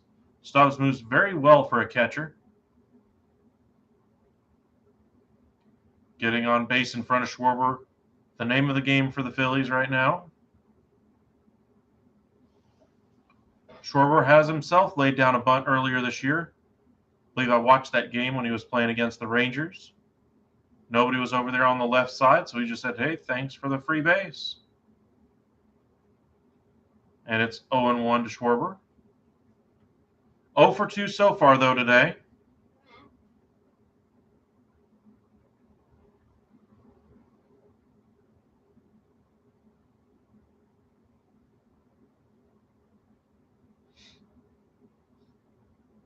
If you're just joining us for the first time, make sure you hit that subscribe button, and make sure you turn on those alerts. That way you're notified whenever we do put out a video. YouTube does only allow you to get 3 notifications a day, so make sure you follow us over on Twitter as well. Anytime we put out content, we will post it there as well. That way you guys can stay up with all the information that's going on in the NFL, NBA, MLB, and the NHL. Right now, the only news out of the NFL that's worth noticing or that's worth mentioning is that Jimmy Garropolo is going to start throwing in a couple weeks. The Seahawks have done their homework anyway on Jimmy Garropolo trade, possibly, but that's within the division. I don't expect that to happen.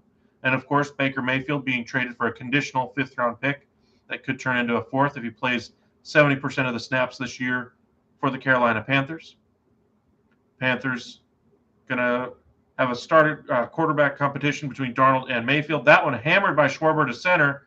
Wow, what a nice catch by George Springer. Absolutely fantastic. Laid out and crashed into the ball, flips it onto the right fielder just so that they can get the ball back in and not let the runner advance a base. Great job there by George Springer. Fantastic, fantastic catch. Wow.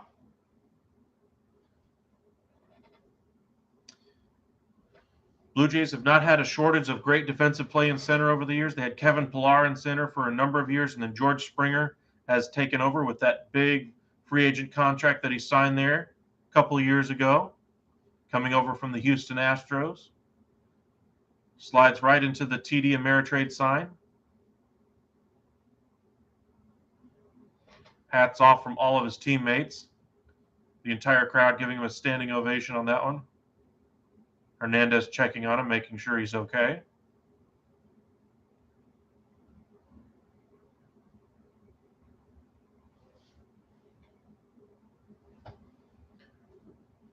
One away here in the top of the 5th. Barrios again struggling with hard contact. Soft toss over to first this time, and Stubbs is back safely. Rhys Hoskins in there, 0 for 2 on the day, has a flyout and a strikeout, hitting .253, 18 home runs, and 43 RBIs on the year. The pitch by Barrios, just off the outside corner, but he does indeed go around, and it's going to be 0-1.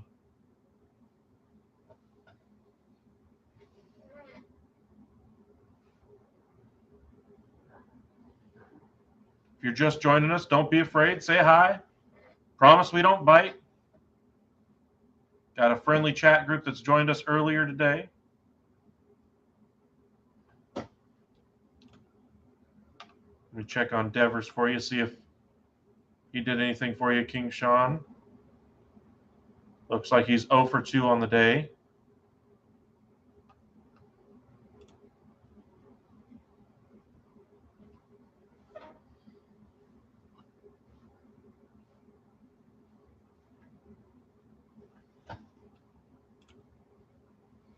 Oh and 2 now to Hoskins.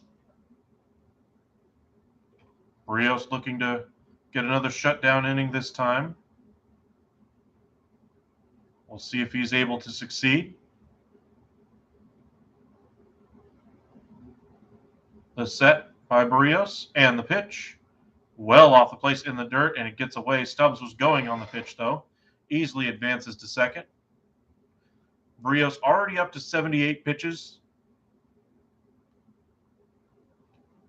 That's Stubbs' second stolen base of the year. Not often you see a catcher actually attempt to steal, but he is very fleet of foot.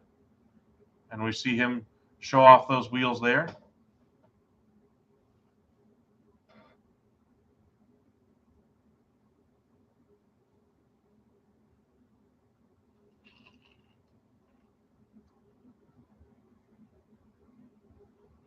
And yes, it's a Dallas Stars mug. Got to get ready for NHL Free Agent Frenzy tomorrow. We got a Habs fan in the chat. Barrios throws back behind the runner at second. Bichette able to keep that one from going into center. Or Espinal able to keep that one from going into center. We got any other hockey fans in the chat? Mentioned before, I'm based in Texas, so my fandom, of course, is with the Dallas Stars. We had a Habs fan in here a minute ago.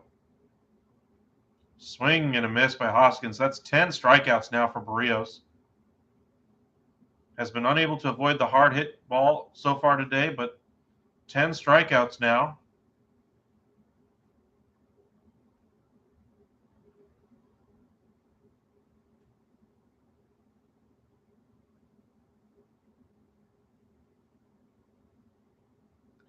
They show all the center fielders in Blue Jays history who have actually made the All-Star team. Lloyd Mosby, Devin White, Vernon Wells, and now George Springer. Vernon Wells, I remember him with the Blue Jays. Fantastic player for over a decade, it seemed like, with them. Nick Castellanos takes the first pitch, grinds it through the middle. Stubbs is going to be sent around, and he will score easily. That throw goes into home anyway. But it's now 3-3 here in the top of the fifth. Barrios unable to get the shutdown inning again. Looked like he was trying to get the get me over fastball to get ahead of Castellanos. Castellanos was struck out looking last time up. Castellanos gets the better of him this time. Tied at 3 here in the top of the fifth. Phillies have evened it up here.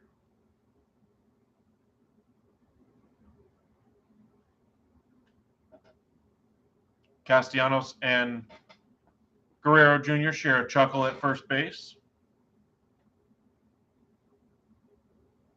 Derek Hall up. He's 0 for 2 on the day. Remember, no Bryce Harper right now for the Phillies. He is out due to injury. Hall, big swing, and fouls that one away easily down the left field line. He has 0 for 2 on the day, 2 strikeouts, hitting .271, 4 home runs with 7 RBIs, a .286 on-base percentage. You remember in his major league debut, he did hit that home run. That one finishes low, and it's 1-1.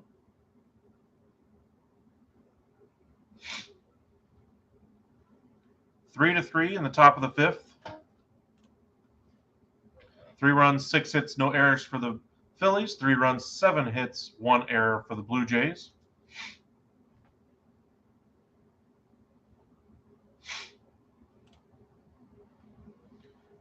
One and one the count now to Derek Hall.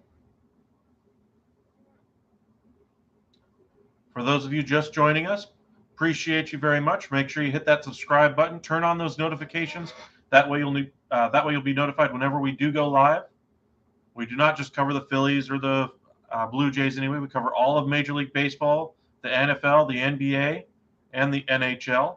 Tomorrow we'll be having a live going on during the NHL Free Agent Frenzy. So if you're joining us for the first time, don't miss that tomorrow, as we're going to have every single signing, every single trade that goes down in the NHL. We're going to discuss it live and break it down for you.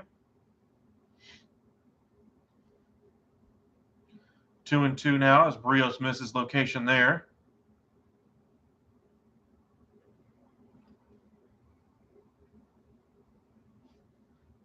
The set by Barrios and the pitch.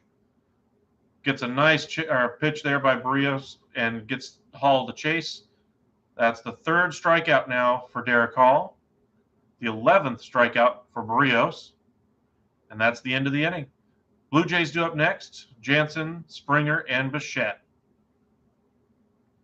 But as I was mentioning, tomorrow we'll be having our live begin at about 9 o'clock in the morning. Make sure you keep it here to the upside so that we can update you on all the latest information from around the NHL. Spida, the star guard anyway, for the Utah Jazz. Sounds like he is going to be traded at some point this offseason. Reports just after 5 o'clock today indicated that Spida was not going to request a trade. Then a few minutes later, news comes out that the Utah Jazz are indeed willing to listen to trades and have already listened to trade proposals for Donovan Mitchell. They did not flat turn down the call. They accepted the call and actually thought about it. Now, as far as the New York Knicks angle of it, right after that report came out, they had already submitted their trade offer to them. They've quickly gathered together a trade package and sent it over to the Utah Jazz. We'll end up, I expect that the New York Knicks will field together a very viable package for the Utah Jazz to consider. When you think about the package that Rudy Gobert was traded by the Utah Jazz to the Minnesota Timberwolves. Something like that is what I expect Donovan Mitchell to go for. Maybe a few more picks, as Utah will be able to get a few more from the Knicks, as they have a plethora of picks, even though they're protected in future years from other teams in addition to their own picks. So keep your eyes peeled for that. The NFL, we saw Baker Mayfield get traded to the Carolina Panthers. That's kind of your only news right now in a very slow time of year for the NFL. Jimmy G is expected to start throwing in a couple of weeks as well. Team's obviously waiting to see if he's healthy first before opting to trade for the starting quarterback. Trey Lance expected to take over in San Francisco.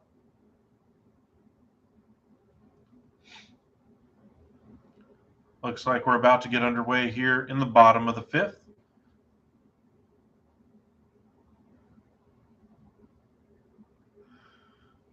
Looks like we got a pitching change here for the Phillies. It's going to be Yuris Familia, 4.76 earned run average, a 298 opponent's batting average in 28 innings and 28 and a third innings pitched, 27 strikeouts and 13 walks.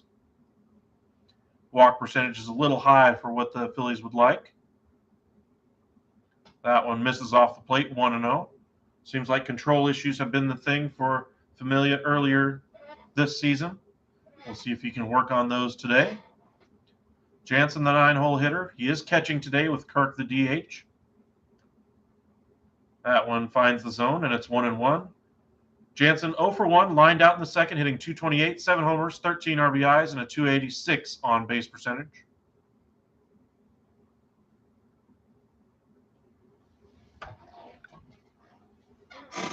Jansen pops that one up, foul and out of play. And it's 1-2.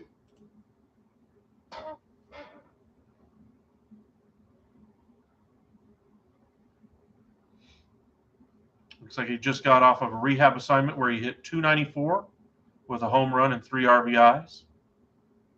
Blue Jays happy to have his bat back in the lineup.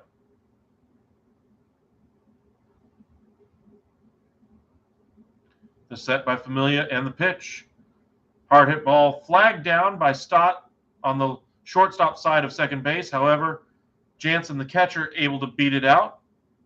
Phillies will have one on with nobody out. Nice play by Stott to even make it that close. Range to the away from first base to be able to make the play. Got there on a little bit of a slide. Popped up, a one hop over to first. Just missed him.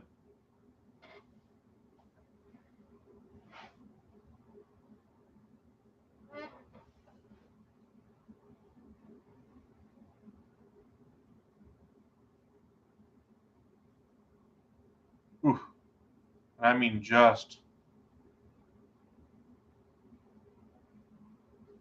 Maybe a tie that goes to the runner there. First base umpire there has had a number of close calls today.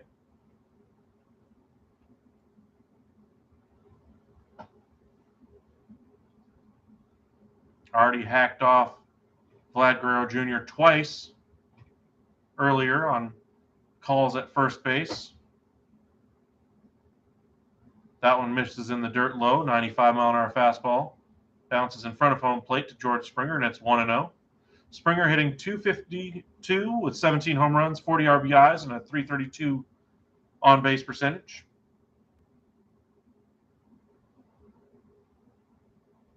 He's 1 for 2 on the day after a single earlier.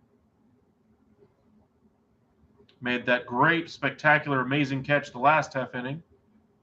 And as almost every single broadcaster says, well, of course, you have one great defensive play in the bottom half of the inning. When he comes back up in the top half, he has a great offensive performance. We'll see if that happens. I think a great defensive play is just a great defensive play. It has nothing to do with, well, now it means he's going to have a great offensive play as well. That one right on the outside corner, and it's 1-1.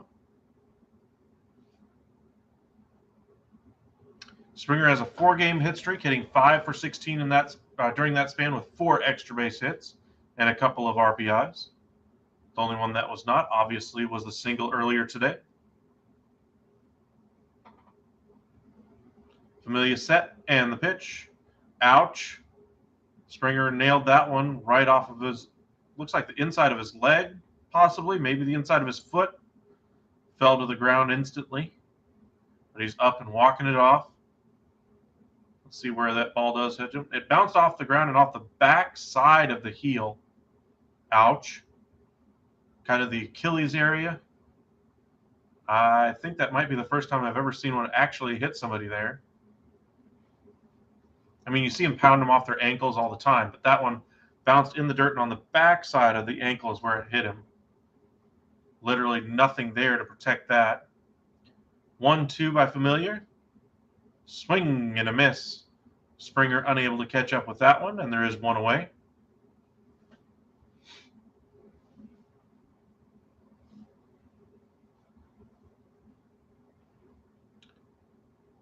Both of these teams dead last, or they hold the last spot anyway for the wild card spot in both the AL and the NL. Mariners tied with the Blue Jays in the American League. Cardinals tied with the Phillies in the National. Cardinals and Phillies just wrapped up a series last night. Bo Bichette hammers one right to first baseman Rhys Hoskins. Jansen, no chance, is doubled off of first.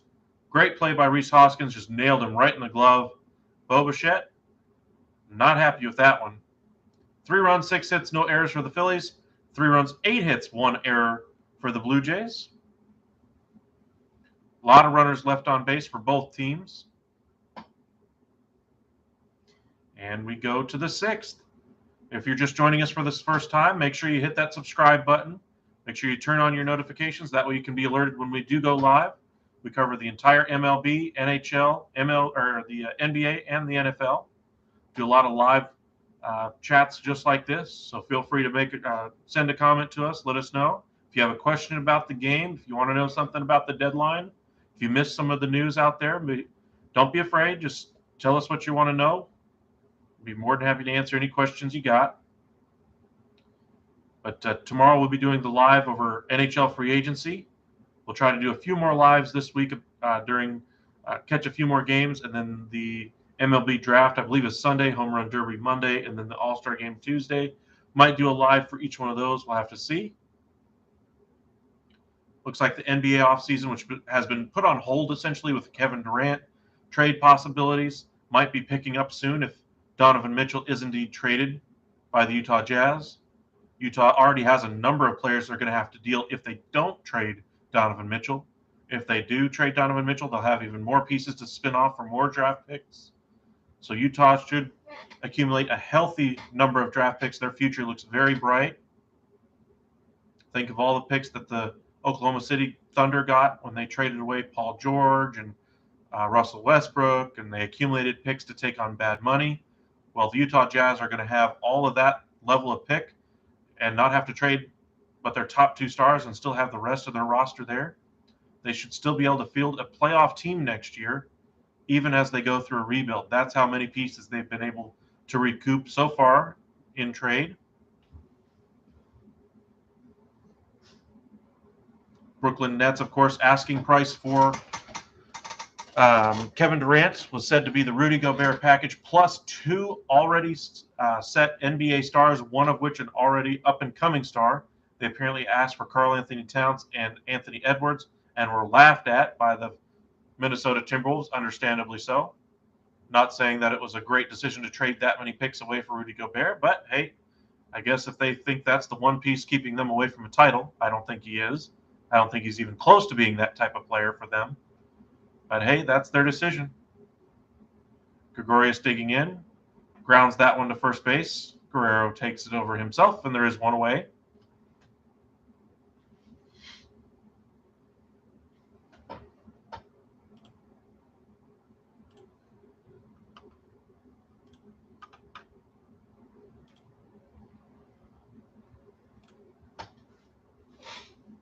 $11 strikeouts today for Barrios, 5 via the curveball, 3 by the sinker, 2 by the changeup, and 1 via the fastball.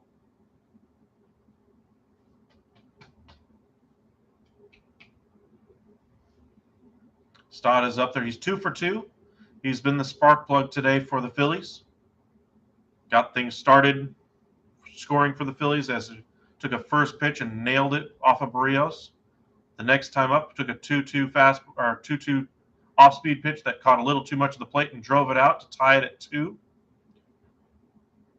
Barrios gets a nice call there from the umpire, as that ball looked to be just a couple inches outside, and it's 0-2 to Stott. Stott a little puzzled by that one being called a strike.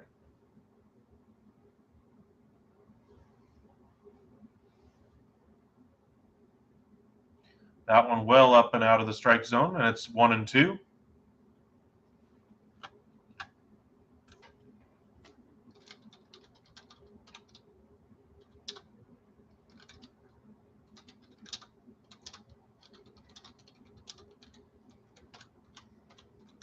Swing and a miss by Stott, and yet another strikeout for Barrios. That makes 12 on the day for him.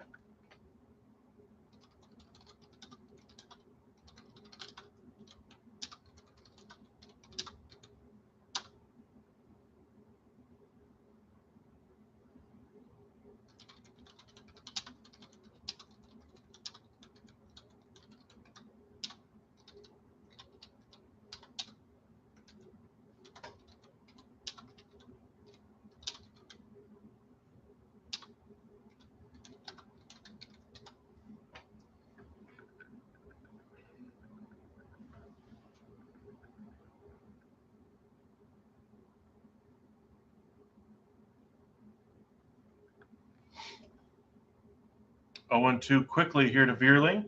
Looks like Barrios is focusing on pounding that strike zone a little bit more here. Veerling 1 for 2 on the day.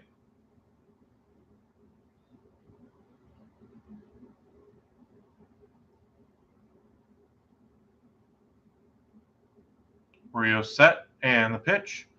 Nice pitch there by Barrios. Yet another strikeout. He's got that strikeout pitch going today. That's 13 Ks on the day right now.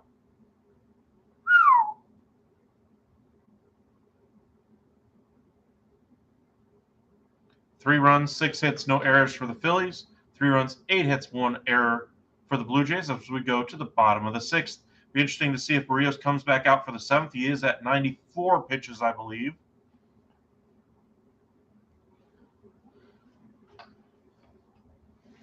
In case you're just joining us, tomorrow we'll be doing a live going over NHL Free Agent Frenzy, catching every single signing. We'll start around 9, 10 o'clock in the morning, go through probably about 5, 6 o'clock when the moves start to trickle in a little bit less and less quickly.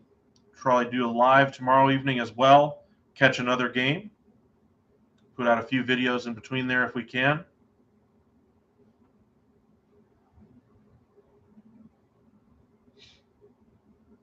Thank you guys for joining us here on a Tuesday evening. Got about 10 of you in here right now. Been fluctuating between 20 and 10, so we'll see how many we can get to. Noticed around the 9th or around the 8th and 9th inning, we do get quite a few more people in here to watch the end of the game. But don't be afraid. Sit down, join us, relax. I know a lot of you just got out of work and are maybe out of the network for the Blue Jays or for the Phillies, and you're a huge fan and you just never get to watch the game or listen to the radio broadcast. So hopefully we can bring it to you here at the Upside.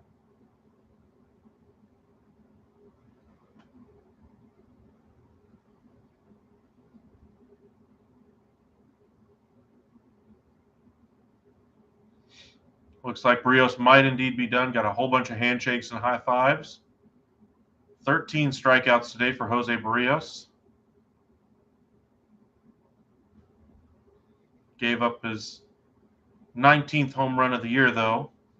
And the score is tied at 3 through 6.5, or 5.5 anyway.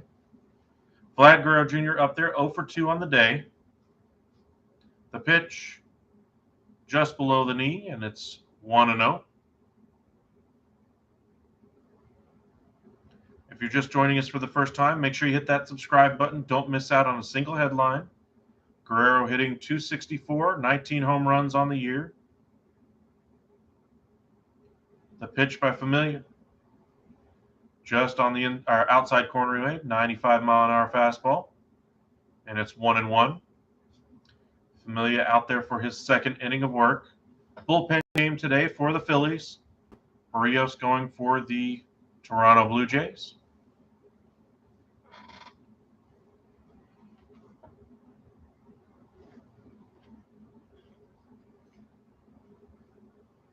That one misses low, and it's 2-1.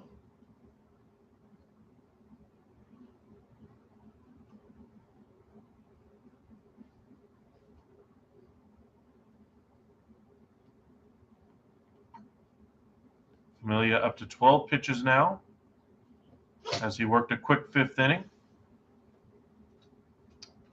The set and the pitch to Guerrero. Swing and a miss. 96-mile-an-hour fastball there. Guerrero unable to make contact with that one, and it's 2-2.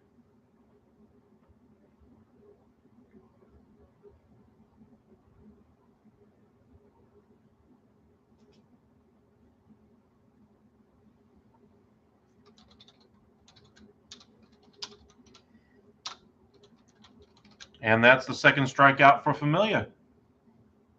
Nice piece of pitching there by Familia, able to retire Vlad Guerrero. Guerrero having a tough night, both defensively and at the plate.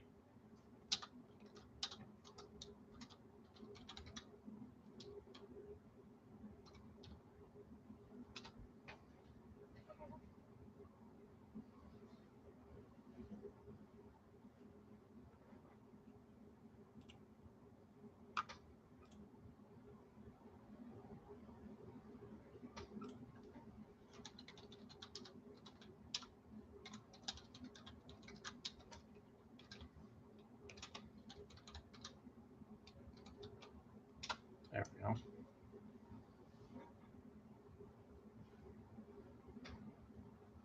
Right on the outside corner there, and Kirk is quickly behind 0-2 to Familia.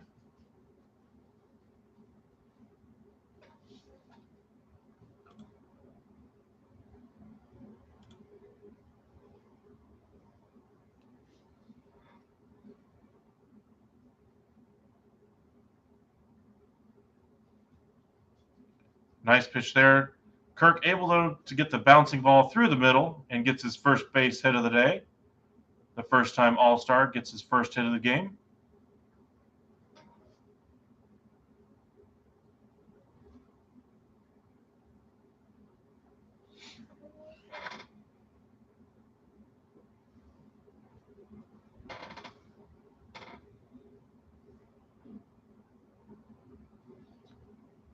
Put out a whole bunch of videos today, so if you're just joining us for the first time, make sure you check out our YouTube page. We cover the NFL, NBA, NHL, and the MLB. I think I put out videos on all four sports today. A lot of headlines out there over the last couple of days. Got some of those videos that I've been making out today. So if you're just joining us, make sure you check some of them out. Familia right at the top of the zone. That one called a ball, though. Doesn't get the call from home plate umpire. Teoscar Hernandez digs in. Had a two-run double back in the first, thrown out at third, trying to stretch it to a triple. Hitting 261, 9 home runs on the year.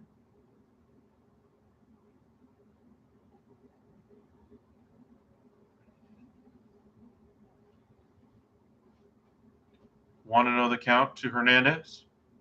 The set by Familia and the pitch. 95-mile-an-hour fastball finds the zone right down Broadway, and it's 1-1.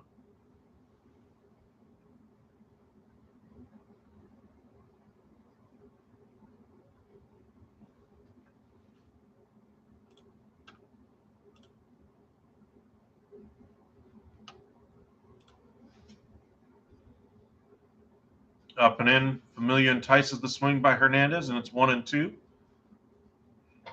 Kirk the man at first with one out here in the bottom of the sixth. Tied at 3 is our score. Both teams vying for playoff contention, trying to string some wins together before the deadline, convince management to invest in their team. Go out there and get that big arm that they need, the bat that they should go for. Luis Castillo is probably going to be one of the top pitchers on the trade market this year. Andrew Benintendi, one of the rental bats that's out there. The one I'm curious about, if he ever does hit the market, is if Shohei Ohtani hits the market. Is somebody going to be willing to really go out there and get a guy like that? A middle-of-the-order bat or a top-of-the-line starter? Corey Knebel loosening out there in the bullpen for the Phillies. Should Familia get into trouble here? That one jammed Hernandez there, but it does indeed get down in front of Castellanos. It'll be first and second now, with Lourdes Gurriel due up next.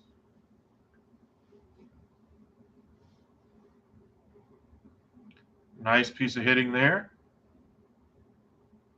Gurriel is 2 for 2 on the day today.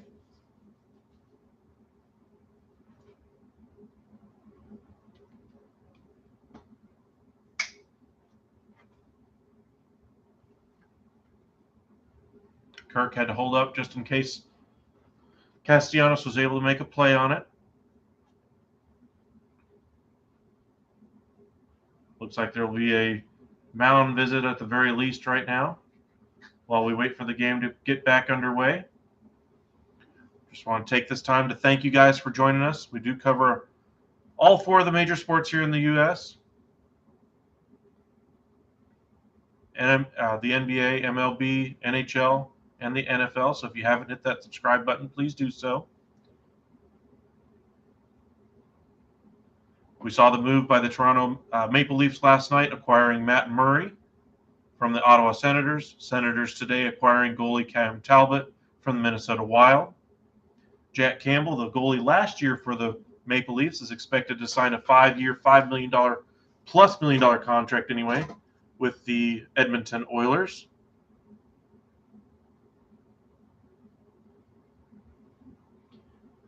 Familia stays out there. The set and the pitch to Gurriel.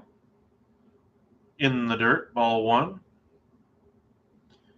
Got to think the conversation here is more about don't leave one where he can groove it. He is hitting 300 now with 5 home runs, 35 RBIs, and a .353 on base percentage. Has a single and a double and scored a run so far today. The set by Familia. And the pitch. Hit hard by Gurriel into the left center field gap. We'll see if it's got enough. And it looks like it's going to be a ground rule double as it hops up over the wall. That'll get 1 run home. Looks like Hernandez is going to have to go back to third. He was right on the heels of Alejandro Kirk, though. Kirk, the catcher, moving a lot slower around the base paths than the outfielder. Familia very unhappy with himself there. Great piece of hitting by Gurriel. 23rd double on the year. That's his second one of the night today.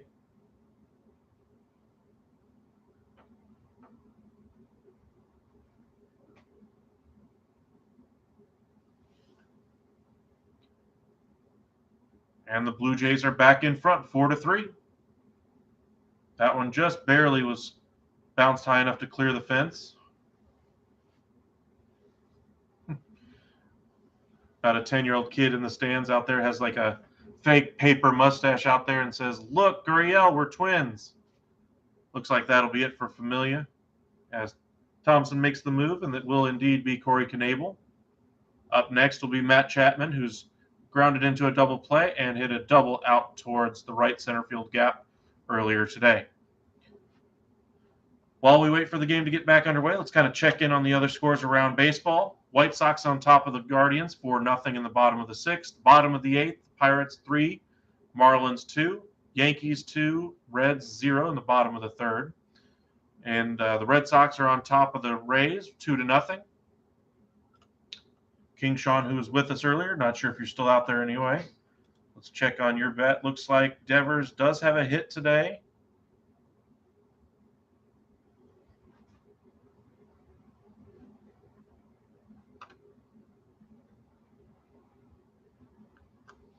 So you might indeed win that bet.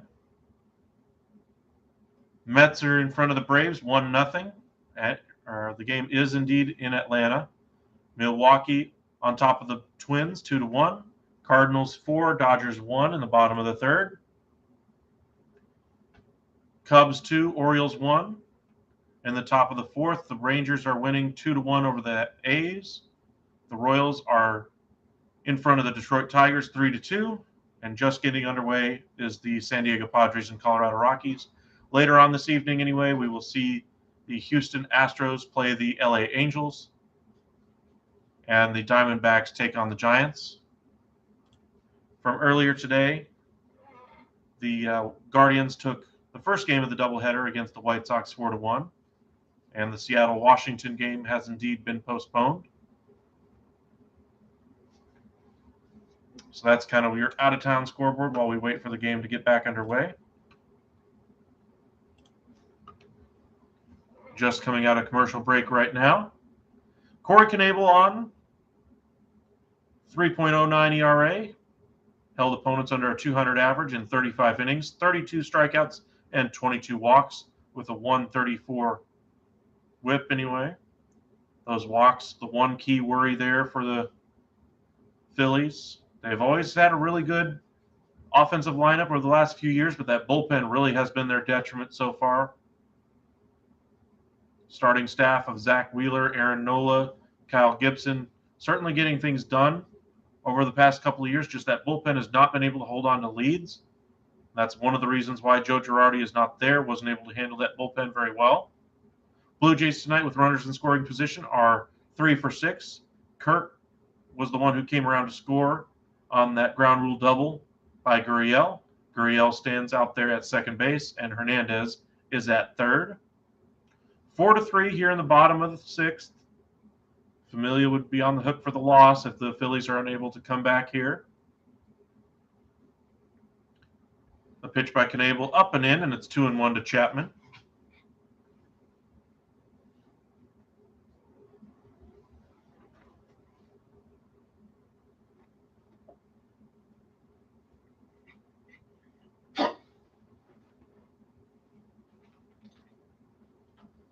Chapman a big swing, off-speed pitch by Knebel, and he foul tips it back to the screen. 2-2, 1 out.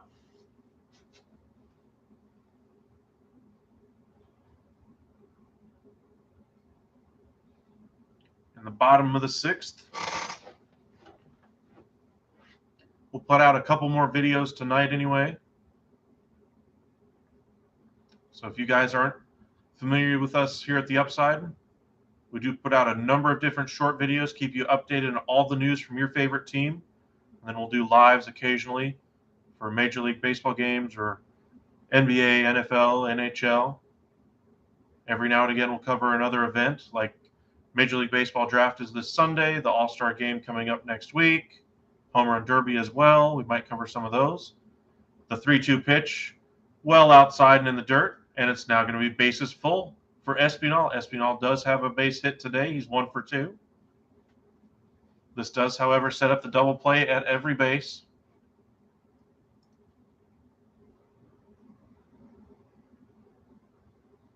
We'll see if Knebel can get the job done.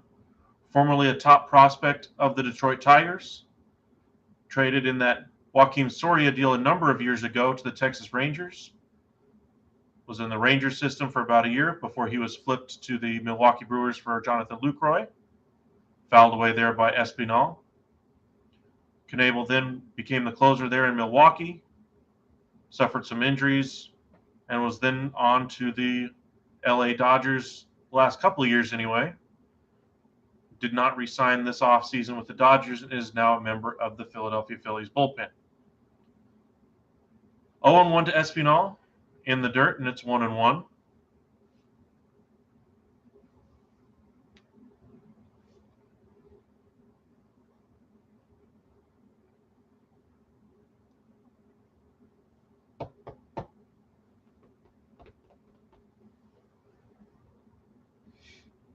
Knebel already up to 8 pitches so far. The pitch, right down Broadway. Espinal hits it deep out to right, down the line, but foul. Castellanos gave it a good effort, but just wasn't able to get over there in time. And it's 1-2.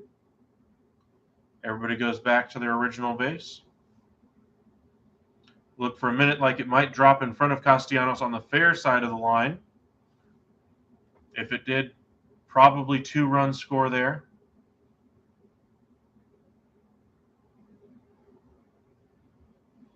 Jansen is on deck to be followed by Springer should it get that far. The set by Knebel and the pitch. Up and in. Espinal pops this one up behind first base, just on the lip of the outfield grass anyway. Makes the catch. And there are 2 away. There may have been an infield fly rule in effect on that one. Danny Jansen up there. Nowhere to put him, though. He's 1 for 2 on the day. Does have some power.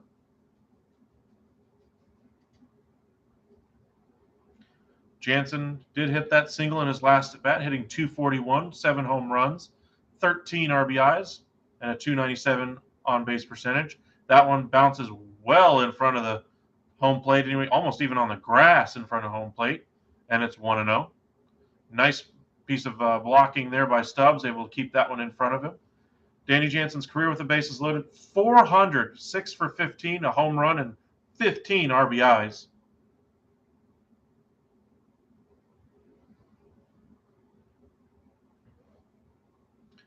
Up and into Jansen, and a little nubber, check swing, and Knebel flips it onto first, and the side is retired. Knebel able to get around that bases loaded jam there. And we go to the top of the 7th. Looks like Rios is indeed done. Looks like they're going to go to the bullpen here. Thank you guys for joining us. I know a lot of you guys on a weekday evening anyway. You got a lot of things going on. You got family concerns, kids to worry about, other games to check in on. Heck, you might even just want to wind down after a long day of work. We appreciate you taking a few minutes and joining us here. If you like the content, like what you see, you want to see more of it, you want to join our community, make sure you hit that subscribe button, and make sure you turn on your alerts, as we try to do a lot of these baseball games every single week. We try to bring you a lot of live games, and feel free to join in our chat. Had a lot of you for the Yankees and Red Sox we did on Sunday as part of our triple header. So thank you guys for joining us. And just as a reminder, tomorrow we'll be doing that live starting at about 9 a.m. Central Time anyway, as we cover the NHL Free Agency frenzy. A number of different free agents out there. A lot of them are expected to change teams this year. Evgeny Malkin, longtime Pittsburgh Penguin, is a free agent this year. Johnny Hockey, will he actually leave Calgary and go somewhere else? He's out there. Stanley Cup champion Nazem Kadri is also a free agent. The top goalie on the market is Jack Campbell. John Klingberg from the Dallas Stars is expected to change teams after the Stars drafted 5 defensemen in the draft, replenishing their system there. They have a number of concerns that they have with their salary cap going forward, but they have some money to be able to get it done. They're expected to have Robertson sign probably close to an $8 million contract extension after he scored 40 goals this past season for them. Johnny Hockey scored 42 goals and had 42 assists, finally passing that 40-goal plateau himself. Rumors apparently out of Calgary say that he wants over $10 million a year. We'll see if he ends up getting that. As I get something in my eye.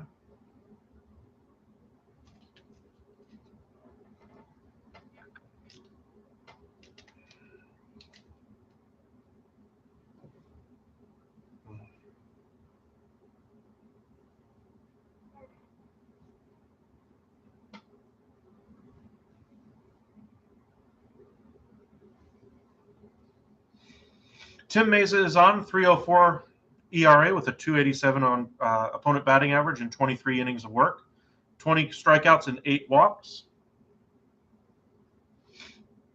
A 4-3 lead here in the top of the 7th for the Blue Jays.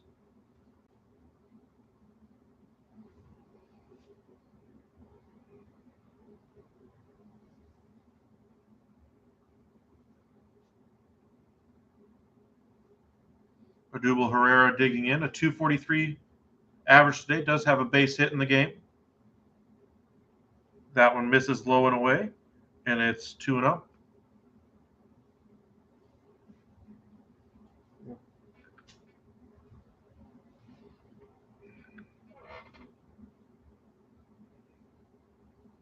Mesa coming off the IL a couple weeks back.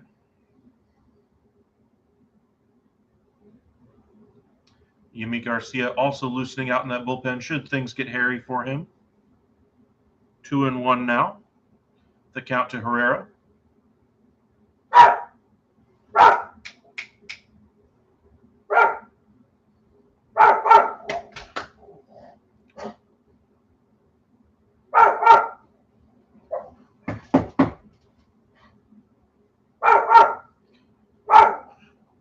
Told you my dog really loves the walker spy in the evening. Come here.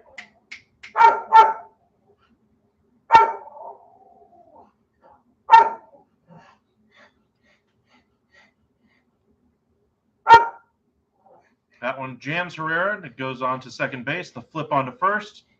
That time, Guerrero happy with the first base umpire, nods his head in approval of that call.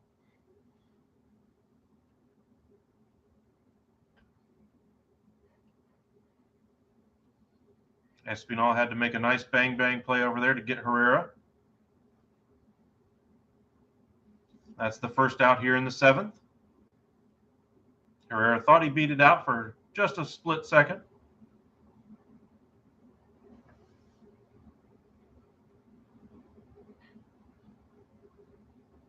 Looks like they are indeed going to review it, though.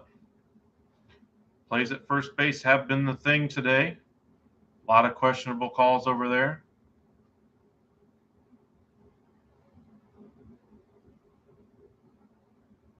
I think this is the 4th one that's at least been a question anyway.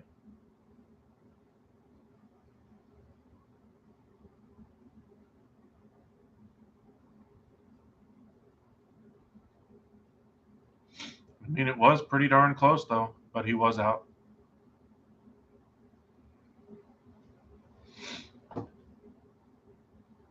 Yep. The glove's completely closed around the ball before his foot hits the bag. Not really a close play to review, so I don't really know why the Phillies chose this one to review. In either event, while we wait, thank you guys for joining us. If you're joining us for the first time, appreciate you.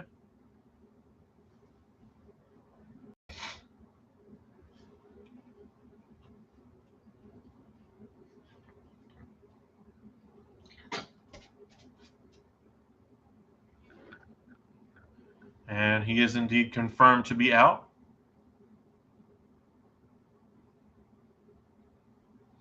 Four to 3 here in the top of the 7th.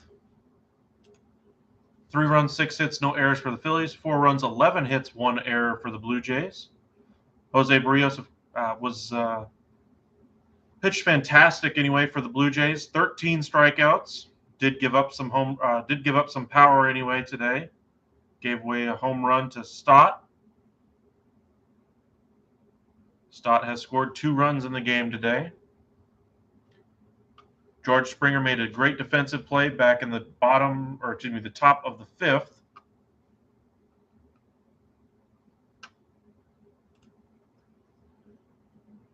That one a little low to Garrett Stubbs, and it's 1-1.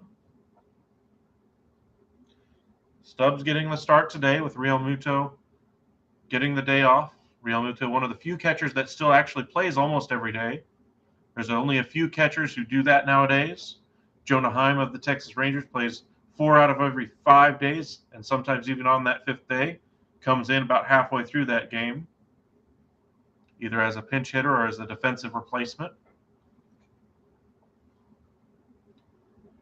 Of course, everybody knows Yadier Molina getting a little bit older, but he's done that for years for the Cardinals. Little tapper there, and Guerrero with 2 feet jumps on first base to make sure of the out. He's not letting a little tap get called against him again by the first base umpire. Shares a little chuckle now with the first base umpire, telling him, yeah, not going to let you call him safe this time. Kyle Schwarber digging in there. 0 for 3 on the day. Takes the fastball just, and I mean just, off the corner. Hitting .217 on the year, 28 home runs, 57 RBIs, and a .330 on-base percentage. The set and the pitch. Little tapper foul of first. And it's 1-1. This year's home run derby should be much better anyway. A lot of the top home run hitters are actually saying yes to competing in it. Pete Alonso from the Mets, Schwarber here from the Phillies. Aaron Judge has already announced that he's not going to participate in it and will never participate in it again. Says it was a one-time thing and will never do it again. So for those of you hoping to see Aaron Judge, Pete Alonso, Kyle Schwarber, et cetera, home run derby, never going to happen. It's now 2-1 to Schwarber here in the top of the 7th.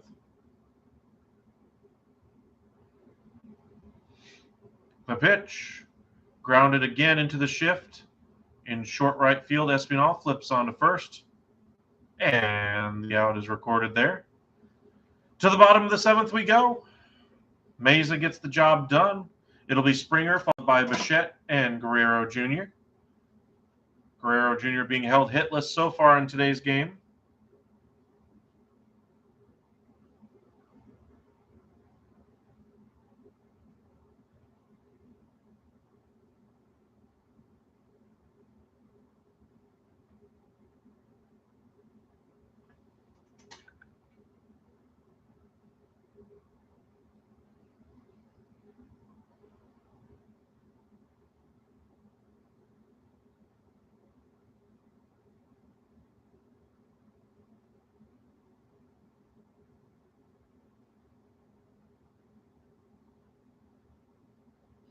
In between innings right now.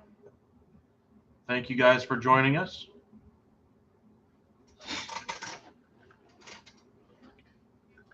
Just to guys kind of give you a rundown of the day, all the content we put out. We put out a number of different videos. Still got a number of more videos to put out. Didn't get to put out all the ones I wanted to today. Just got a little too busy at work, but I still put out, I think, like 5 or 6 videos. So if you haven't had a chance to catch up on some of the movement made around the NHL, the NFL, the NBA, or Major League Baseball trade deadline talk, make sure you give us a follow and check out those videos on our YouTube page. Follow us on Twitter at UpsideSN to stay updated with us here, as YouTube only allows you to get 3 notifications, I believe, a day. So if you get more notifications from Twitter, that'll be one of the easiest way to be notified when we do post a new video. We'll also post when we go live on there as well. So make sure you give us a follow there. Stay updated on your favorite team. See who's on the trade block, who your team could go after. And as I said, tomorrow we'll be having a live starting around 9 o'clock in the morning.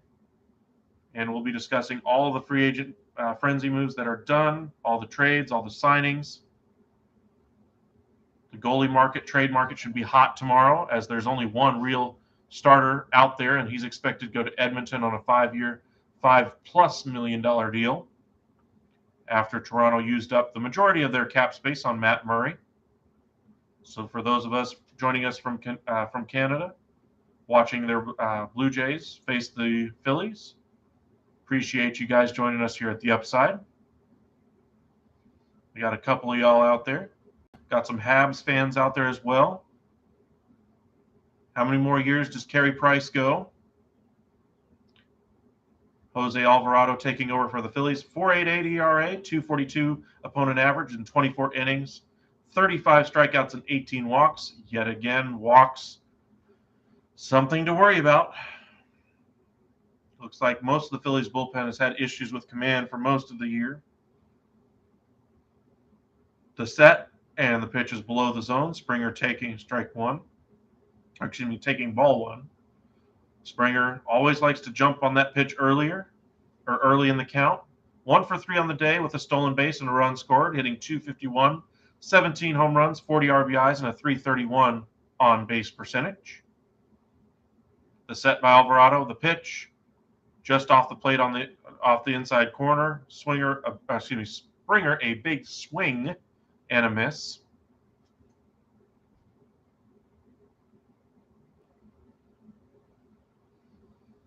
Brewers and Twins have actually gone to a rain delay. So if you're in those markets just joining us, we really appreciate it.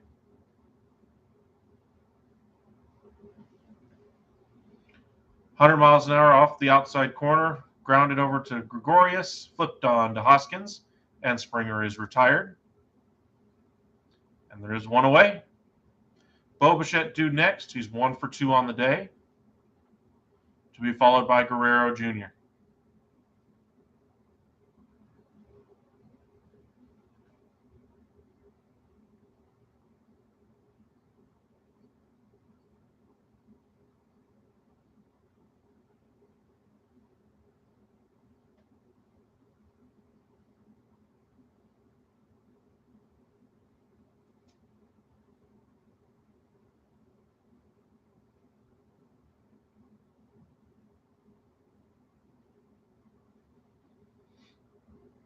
Oh and 1 to Bichette.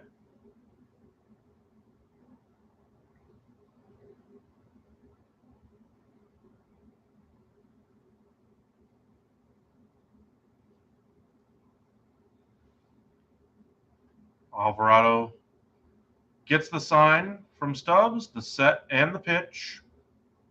Well off the inside corner. Bichette takes ball 1.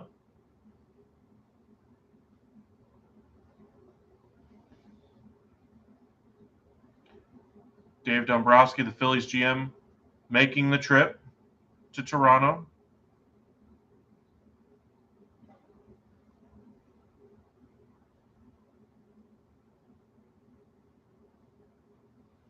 Trade deadline season always has him active.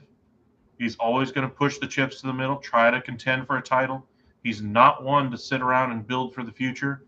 In fact, in all 3 stops where he's been, he's completely left the farm system absolutely gutted. Ben Sherrington of the Red Sox built up a fantastic farm system that included Rafael Devers and just completely gutted it in order to get the Chris Sale deal done. Got a number of other pieces in there. You can't say it doesn't work, though. It gets titles. The proof is in the pudding. But there is a long, lengthy road to recovery if you're not one of those top spending teams. Just look at the Detroit Tigers. 101-mile-an-hour fastball by Alvarado blows past Bichette, and that's the second out of the inning.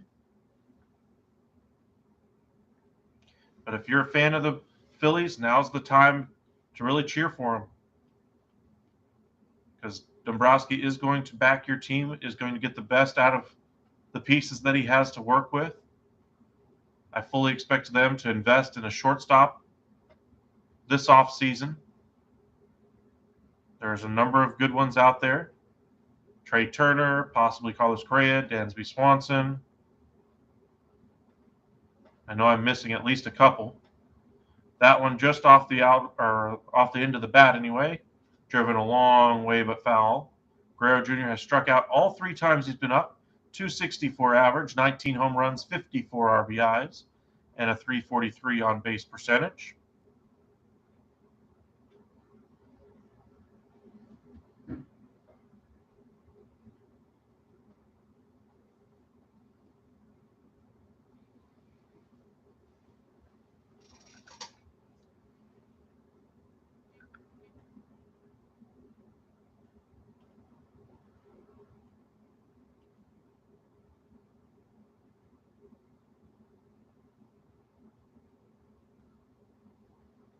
Thank you guys for the like. Up to 10.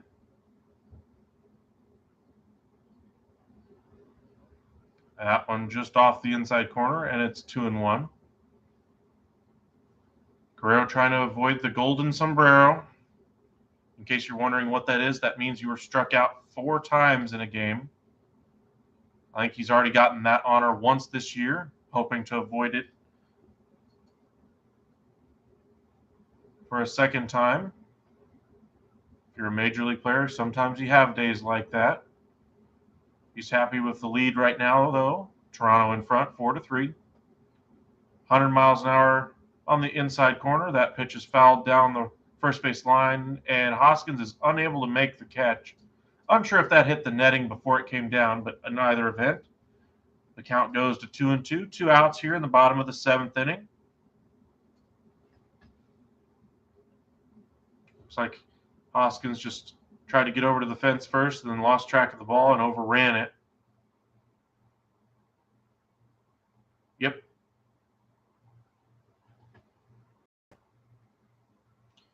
Probably would have been a better player or play for the Stott to get there, but Hoskins was making the call for it and just wasn't able to bring it in.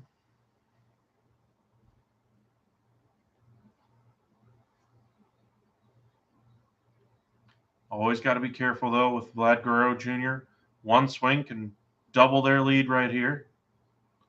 That pitch misses and goes all the way to the backstop. And it's 3-2.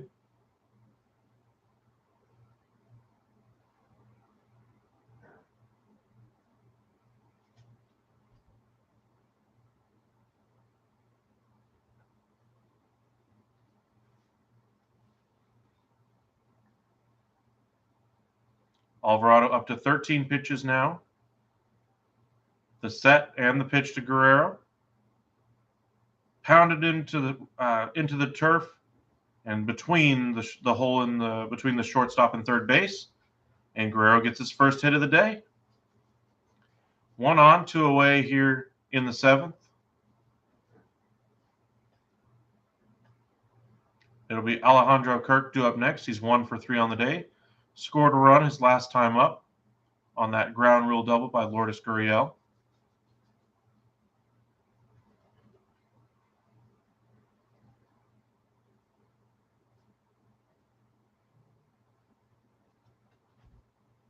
Rain delay is over between the Brewers and Twins.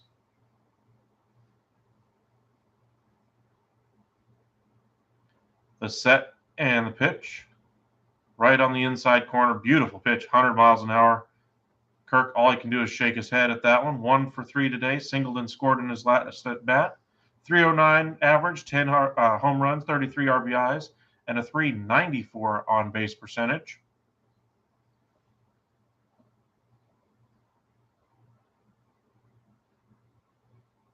.94-mile-an-hour pitch there, pounded into the turf again, right between short and third. And it'll be 2 on with 2 out now. A replica of the swing by Vlad Guerrero in the previous at bat. I mean, that pitch or that ball might have had the exact same trajectory, might have bounced the exact same number of times. 2 on, 2 away here for Hernandez, who's 2 for 3 today. Had that double back in the first, that plated 2, was thrown out trying to stretch it into a triple. He's got a 264 average, 9 homers, 35 RBIs, 318 on base percentage. Blue Jays trying to get that insurance run. Alvarado trying to keep it close for the Phillies. Remember, no Bryce Harper today for the Phillies as he is out with injury, and Real Muto is getting the day off. Kelly is loosening for the Phillies in the bullpen. Should this get anywhere serious for Alvarado? 100 miles an hour right at the top of the zone to Hernandez. Strike 1.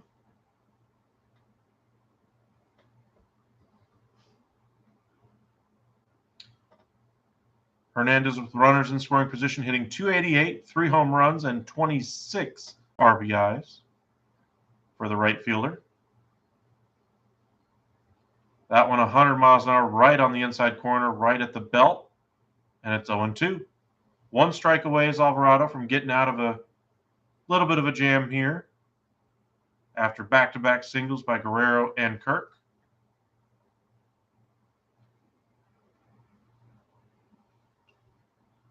The pitch, just off the inside part of the plate, 100 miles an hour, unable to entice the swing from Hernandez, and it's 1-2.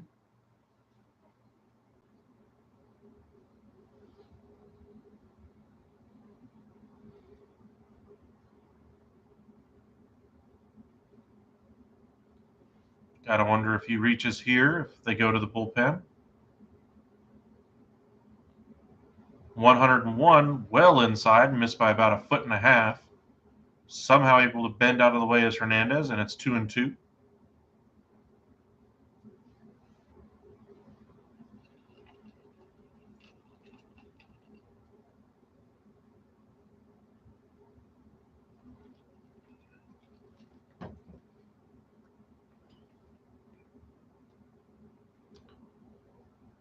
Hernandez digs back into the box after that athletic move to bend out of the way of that pitch. 96 low and inside just off the plate, and Alvarado records the strikeout. 2 hits, 2 left, and we go to the top of the 8th. It will indeed be Yimi Garcia for the Blue Jays.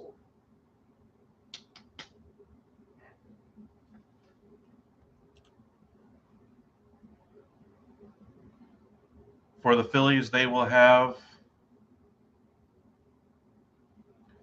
Hoskins, Castellanos, and Hall due up in the top half of the 8th.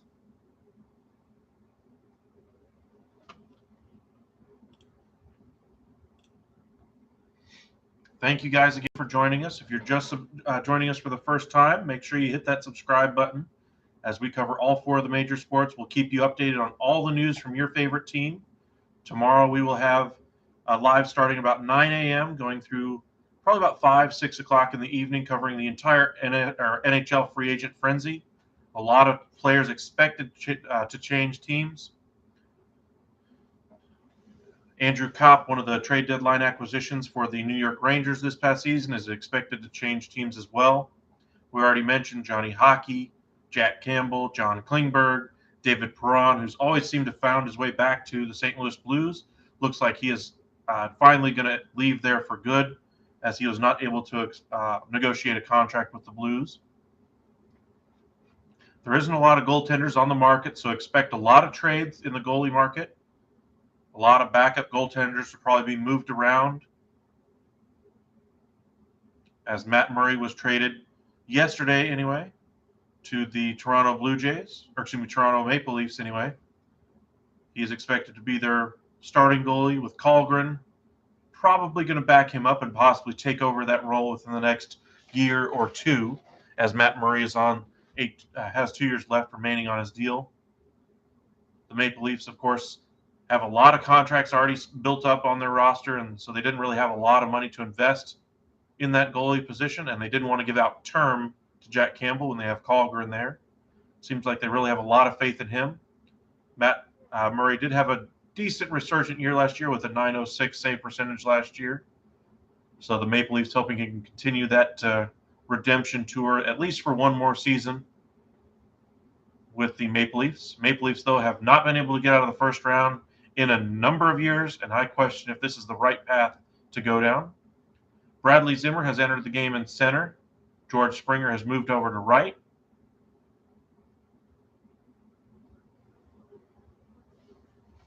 The first pitch by Garcia.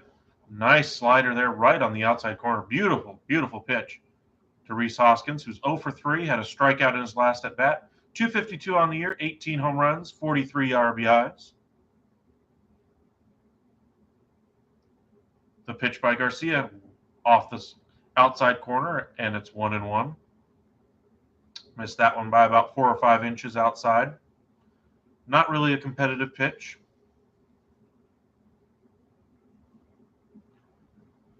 The set by Garcia, and the pitch. Yet another slider, this one a little bit closer, trying to entice Hoskins to chase.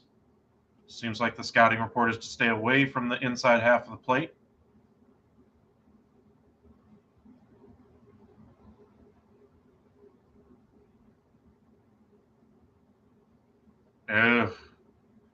Robo probably calls that one a strike, as that one might have touched the outside corner. That one missed by maybe, and I mean maybe that much. And in case you're wondering, I can literally see no space between my fingers. That's how much it might have missed by.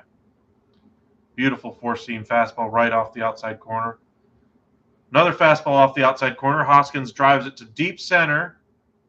Still going as Zimmer, but right in front of the track. Drifts over for the catch. And there is one away here in the top of the 8th. 4-3 our score.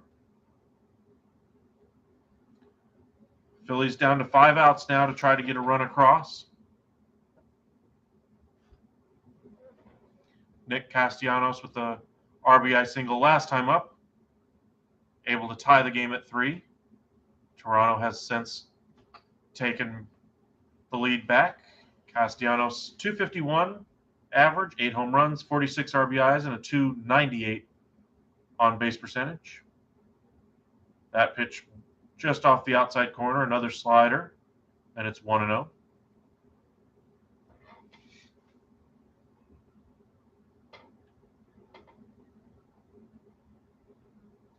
Garcia, one of the few pitchers who actually pitches far better on the road than he does at home.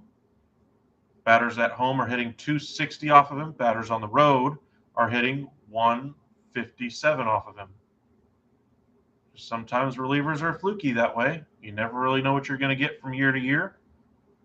Unless you're going to get one of those top guys, it's not worth paying for a bullpen. Always go the cheap route. So next time you see your favorite team going after a bullpen arm and willing to give $10 million to a closer or a setup guy, keep that in mind. Bullpens sometimes have great years one year, and then they're terrible the next, and they're great the following year. There's no rhyme, no reason, just the way it goes.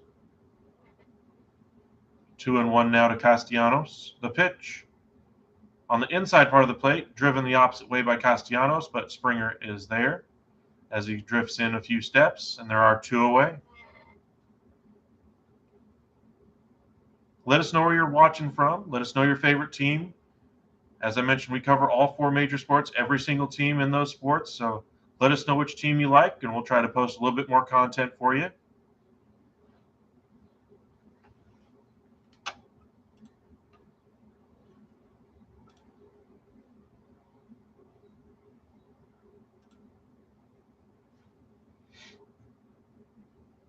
Derek Hall, 0 for 3 on the day with 3 strikeouts. Right at the top of the zone, takes that one, and it's 0-1. 265 average now for Hall, 4 home runs, 7 RBIs, and a 280 on base percentage. Doesn't really work the walk that much. Of course, he was only called up a few weeks back anyway. The pitch upstairs, did Hall go around? He did not, and it's 1-1. A lot of power in that bat. Debuted as the cleanup hitter after the Harper injury.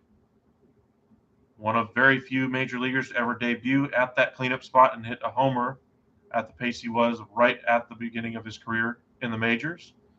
Another 95-mile-an-hour fastball at the top of the zone, maybe even a little bit above. Swinging and a miss by Hall, and it's 1-2. I was right at the letters. The pitch, driven down the third baseline foul, as that pitch caught a little bit too much of the zone, in my opinion.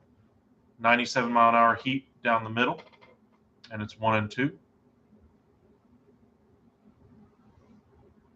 Hall steps out, collects his thoughts anyway.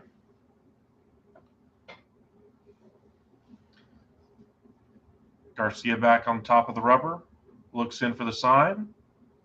The set. The pitch to Derek Hall. The pitch is high for a ball, and it's 2-2. 2-2, 2 outs here in the top of the 8th. Toronto leading it 4-3. Garcia up to 14 pitches this inning. Garcia set quickly this time. The pitch, well inside, almost hits him right in the knee with that slider. And it's 3-2 as the count goes full.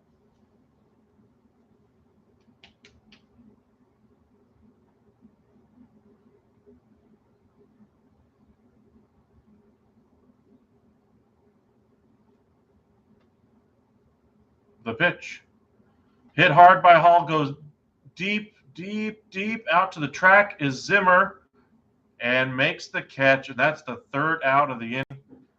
Heavy sigh of relief from the Toronto faithful, and we go to the to the bottom of the 8th. It'll be Gurriel, Chapman, and Espinal. As Oscar Hernandez was pulled for Zimmer. Thank you guys again for joining us. So far today, we've seen Jose Barrios record 13 strikeouts today. Did struggle a little bit with a hard hit ball at times, but definitely was able to get that strikeout pitch working. 3 runs, 6 hits, no errors for the Phillies. For the Blue Jays, 4 runs, 13 hits, 1 error for them. A lot of base runners left out there early on anyway. They got the scoring started back in the first with 2 on the RBI double by Hernandez, thrown out at third, trying to stretch it into a triple. Phillies tacked on 1 in the second, tacked on another in the fourth anyway, on the Stott home run. And then the Blue Jays were able to tie it in the bottom, or excuse me, take the lead again in the bottom half. The Phillies tie it again in the top half of the fifth on an RBI single by Castellanos.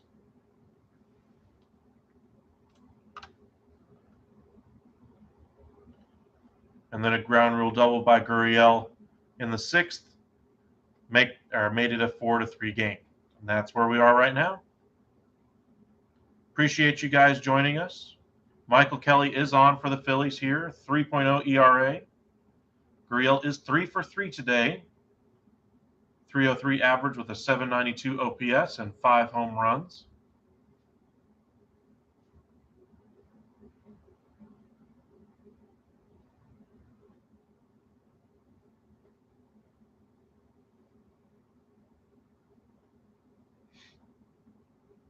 While we wait for them to get back anyway from commercial break, just want to let you guys know again that tomorrow we'll be doing a live starting at 9 a.m., going until about 5 o'clock, discussing all NHL free agent frenzy moves, all signings, all trades. And then for a nightcap, we'll probably do a live covering another baseball game. If you're just joining us, make sure you hit that subscribe button and be alerted whenever we do post a number of videos out there. Posted a bunch of them from all 4 major sports today. Michael Kelly is indeed the pitcher. 3 games so far this year, a 3.0 ERA.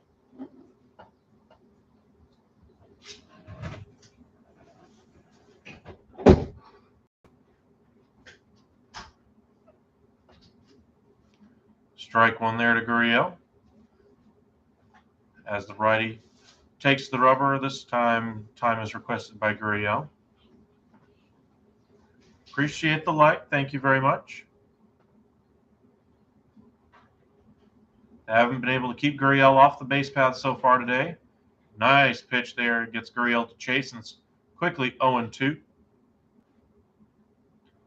But tomorrow, let us know which game you'd like us to do. Depending on what time this game ends, we might do a doubleheader tonight as well. Got a bunch of videos I want to make before tomorrow begins, though, so we'll see how quickly this game finishes up. That one, I mean just off the outside corner. And it's 1-2.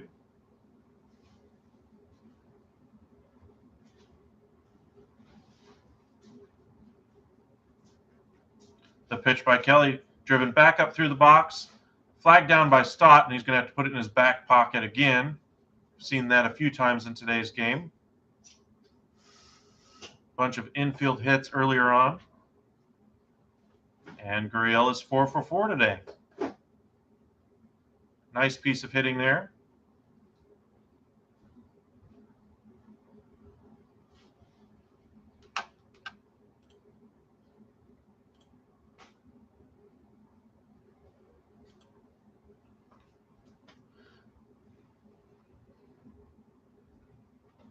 Matt Chapman due up next. He's 1 for 2 on the day. Grounded into a double play. Had that RBI double earlier as well. Does have a walk on the day. His average up to 221, 13 home runs, 41 RBIs, and a 297 OPS, or excuse me, on base percentage.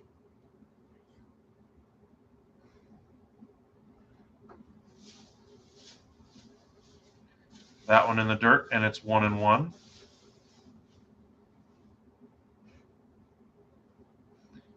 Jordan Romano, the Blue Jays closer, loosening out there.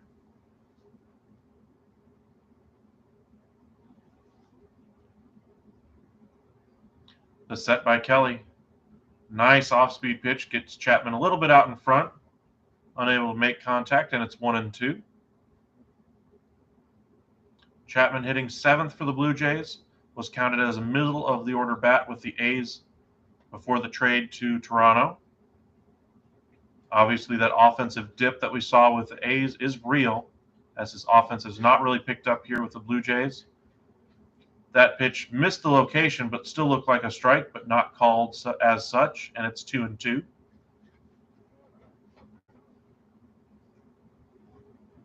And we'll be working on getting baseball games to move quicker with the PitchCom software. Some pitchers use it, some don't. You can certainly tell when the game moves a little bit faster when the pitchers use it. Swing and a miss. Healthy rip by Chapman, and that's the first strikeout for Kelly. One away here in the bottom of the 8th. I went to the Rangers and Twins game on Saturday and watched the PitchCom software actually be installed in Martin Perez's hat before the game. All it is a little piece about like this big. It's about that thin. And all it does is relay the sound of the little device on the catcher's wrist anyway that repeats like location and type of pitch, that kind of thing, to the pitcher anyway. It makes it a lot faster. That way you don't have to throw off signs in case somebody's out there trying to steal signs. Espinal fouls off the first one. 1 for 3 on the day, had a single in the second. 272 average, 6 homers, 37 RBIs, and a 323 on-base percentage. The set by Kelly, and the pitch. Just off the outside corner, 94-mile-an-hour fastball, and it's 1-1. But that PitchCom software has certainly done what baseball was hoping it would do. One, solve the sign-stealing problem that teams were claiming was the reason why they were cheating in the past, and also speeds up the game. And it really has shortened the amount of time pitchers take to throw the ball. Now, of course, they still want to institute a pitch clock as that slider catches the inside corner and it's 1-2. Pitch clock being instituted at all levels of the minor leagues. We'll see which version of that makes it to the majors next season.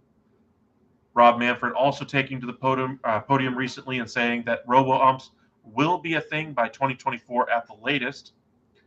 They are experimenting with it in the minors as well this year as Espinal fouls off that 2-strike pitch.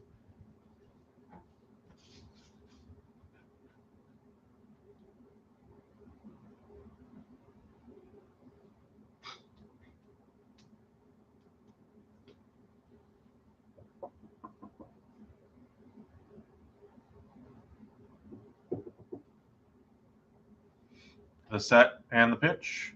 Laced right back to first, and that's the second time that's happened in this game. Right to Rhys Hoskins. Hoskins makes the catch and doubles off the runner at first, and that ends the 8th inning. To the 9th we go. Jordan Romano on for the Blue Jays. It'll be Gregorius, Stott, and Vierling, 5, 6, and 7 for the Phillies. We'll see if they bring in a pinch hitter at some point. Alec Boehm is on the bench as well. JT Realmuto as well. We'll see if they bring up some of those guys off the bench today. It is a 1-run game going to the 9th. Average length of the game has decreased. I think they said something like 20, 25 minutes. It's already decreased just with the PitchCom software. It wasn't really intended to solve the length of the game. It was more designed to help solve the problem of sign stealing and that kind of thing. Maybe the added bonus of a few minutes off. They were not expecting 20 minutes to be decreased just with the PitchCom software. And then with the pitch clock in the minor leagues, like almost half an hour is being shaved off of dead time in the game. And pretty much all levels of the minor leagues that are using the pitch clock are seeing no effect to injuries, no effect to pitch counts, no effect to any one of those things that were thought that might have had unintended consequences there. But average length of the game has certainly decreased in the minors, and the minor league managers are actually vouching for it right now. So I expect that to be a big thing next year. Some of the pitch clocks are around 20 seconds. We'll see if that's the one that end up instituting next year. I know you guys, some of y'all don't like hearing that. You like the human process, the human error of the game, the strategy and all that. Well, unfortunately, not everybody likes that. They like a little bit faster play. They like the ball in motion.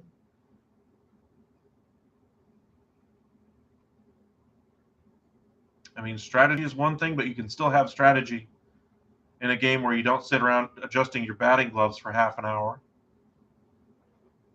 There's no reason to watch somebody do this for half an hour. I mean, it might have been cool back in the days of Nomar Garciaparra every time between pitches, taking a full 30 seconds just to readjust his batting gear, step in, something's in my hat, got to readjust and do it all over again. Big Papi was notorious for the extended time between pitches for his at-bats as well. Those days are going to be long gone next year. Jordan Romano is indeed the new pitcher for the Blue Jays. The closer comes in. 2.61 ERA, 32 games, a 2.12 opponent average in 31 innings, 35 strikeouts and 14 walks, a 123 whip. For those of you who are wondering what a whip is, that's walks plus hits per inning pitched. Didi Gregorius digs in. Now would be a great time for him to connect with a home run. 96-mile-an-hour fastball down and in right at the bottom of the zone, and it's 0-1. Gregorius hitting .236, no home runs, 13 RBIs, and a .299 on-base percentage. 0 for 3 today, grounded out in his last at-bat. The set by Romano and the pitch. Curveball off the outside corner, fouled away by Gregorius, and it's quickly 0-2. Phillies down to their final 3 outs. Trying to scratch across a run.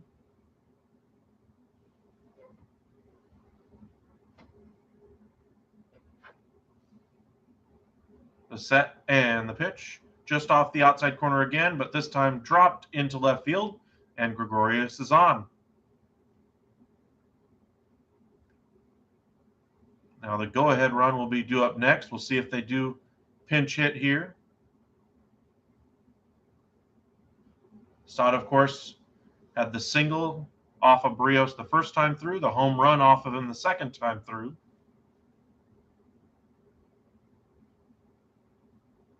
Looks like it will indeed be Stott to hit here.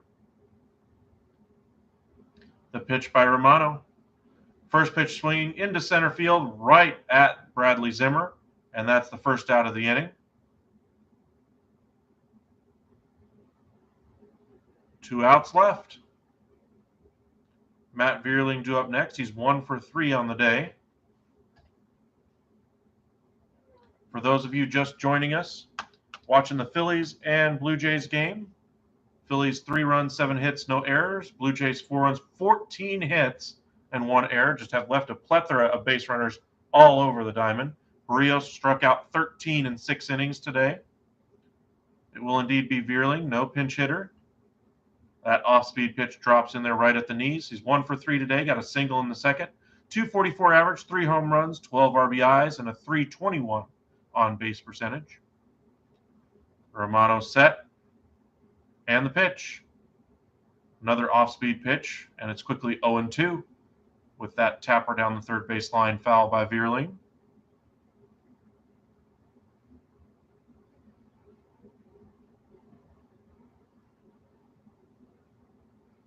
Romano takes a minute to kind of gather himself again. Looks in for the sign. Looks over back at first. Check on Gregorius. The set by Romano. And the pitch. Just off the outside corner, 98-mile-an-hour fastball. And it's 1-2.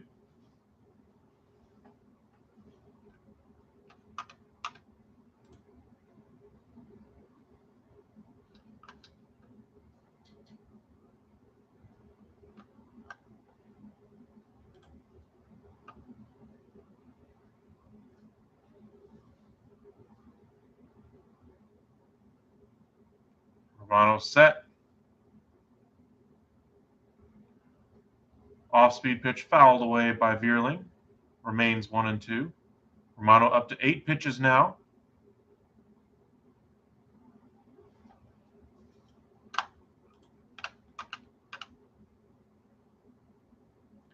Should Vierling stay out of the double play, it will be Odubel Herrera next, followed by Stubbs.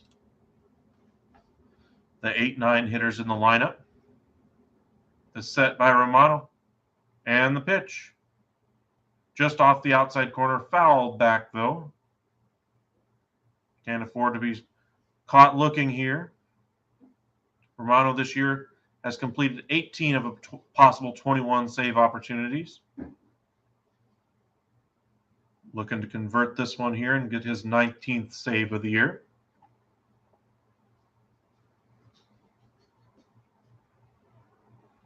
And the pitch in the dirt, but gets Veerling to chase, and that's going to be the second out of the inning. Last hope is Odubel Herrera for the Philadelphia Phillies.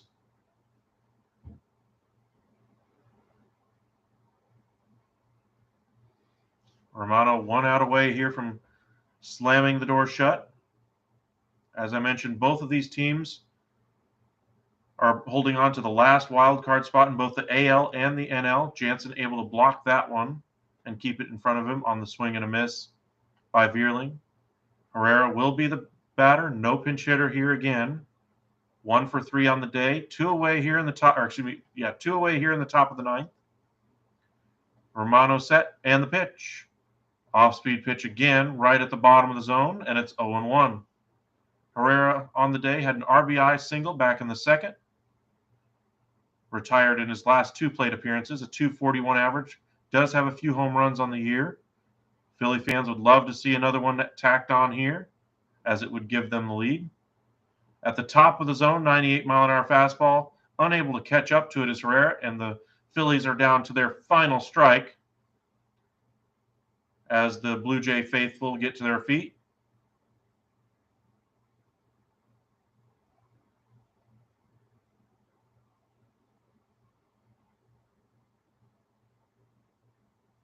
The set time requested by Herrera.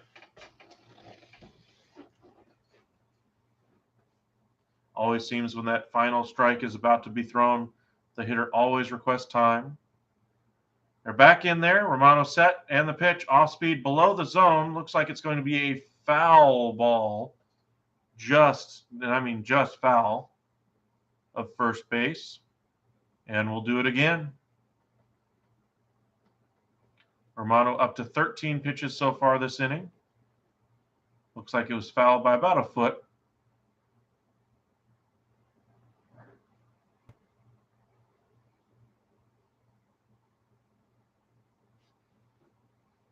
Romano gets the sign, the set, and the pitch to Herrera. Top of the zone, 98-mile-an-hour fastball driven back almost to the warning track, but Zimmer is there for the third out. Romano gets his 19th save of the year, and the Blue Jays take it 4-3 over the Phillies. 3 runs, 7 hits, no errors for the Phillies. 4 runs, 14 hits, 1 error for the Blue Jays. Blue Jays keep pace with the Mariners for the last wild card spot in the American League. And the Phillies fall out of the wild card spot, and the Cardinals, for the moment, at least are a half game up on the Phillies for that final wild card spot. Thank you guys for joining us here at the Upside. Appreciate it. And like I mentioned, we will be, looks like we're a little late to start for the last games of the evening anyway. But we'll try to post a few more videos this evening anyway. Stay tuned to the Upside for all the latest from the NBA, NFL, MLB, and the NHL. Put out a bunch of videos today. Got about 5 more set to go. Post probably a couple of those tonight, as some of those I still got to make. The news out of Utah that Donovan Mitchell is indeed at least being shopped by the Utah Jazz. They're taking calls and listening to offers on him. After news came out that Spida was not going to request a trade. After this news comes out, maybe he will request a trade after his best friend on the team has already been traded, and the second best player on the team was traded in Rudy Gobert as well. But thank you guys again for joining us here at the Upside. Tomorrow will be NHL Free Agent Frenzy starting at about 9 o'clock. Make sure you join us for that, and make sure you follow us on Twitter at UpsideSN to stay up to date on all the latest from your favorite team. We will have the entire NHL, every team, every transaction that goes down. We will give it to you tomorrow and keep it here. For the NFL, not much going on. We mentioned Jimmy Garropolo is going to start throwing in a couple weeks. Baker Mayfield was traded to the Carolina Panthers for a conditional 5th-round pick, and is going to compete for the starting job with Sam Darnold. But for today's game, the Phillies lose 4-3 to the Blue Jays. And your score again, 3 runs, 7 hits, no errors for the Phillies, 4 runs, 14 hits, 1 error for the Blue Jays. Thank you guys again for joining us. We'll see you guys later on this evening as we post out a few more shorts. So make sure you hit that subscribe button. Make sure you turn on your alerts as well, as you'll be notified whenever we do end up going live. But again, thank you, and we'll see you tomorrow morning for NHL Free Agent Frenzy. See y'all tomorrow.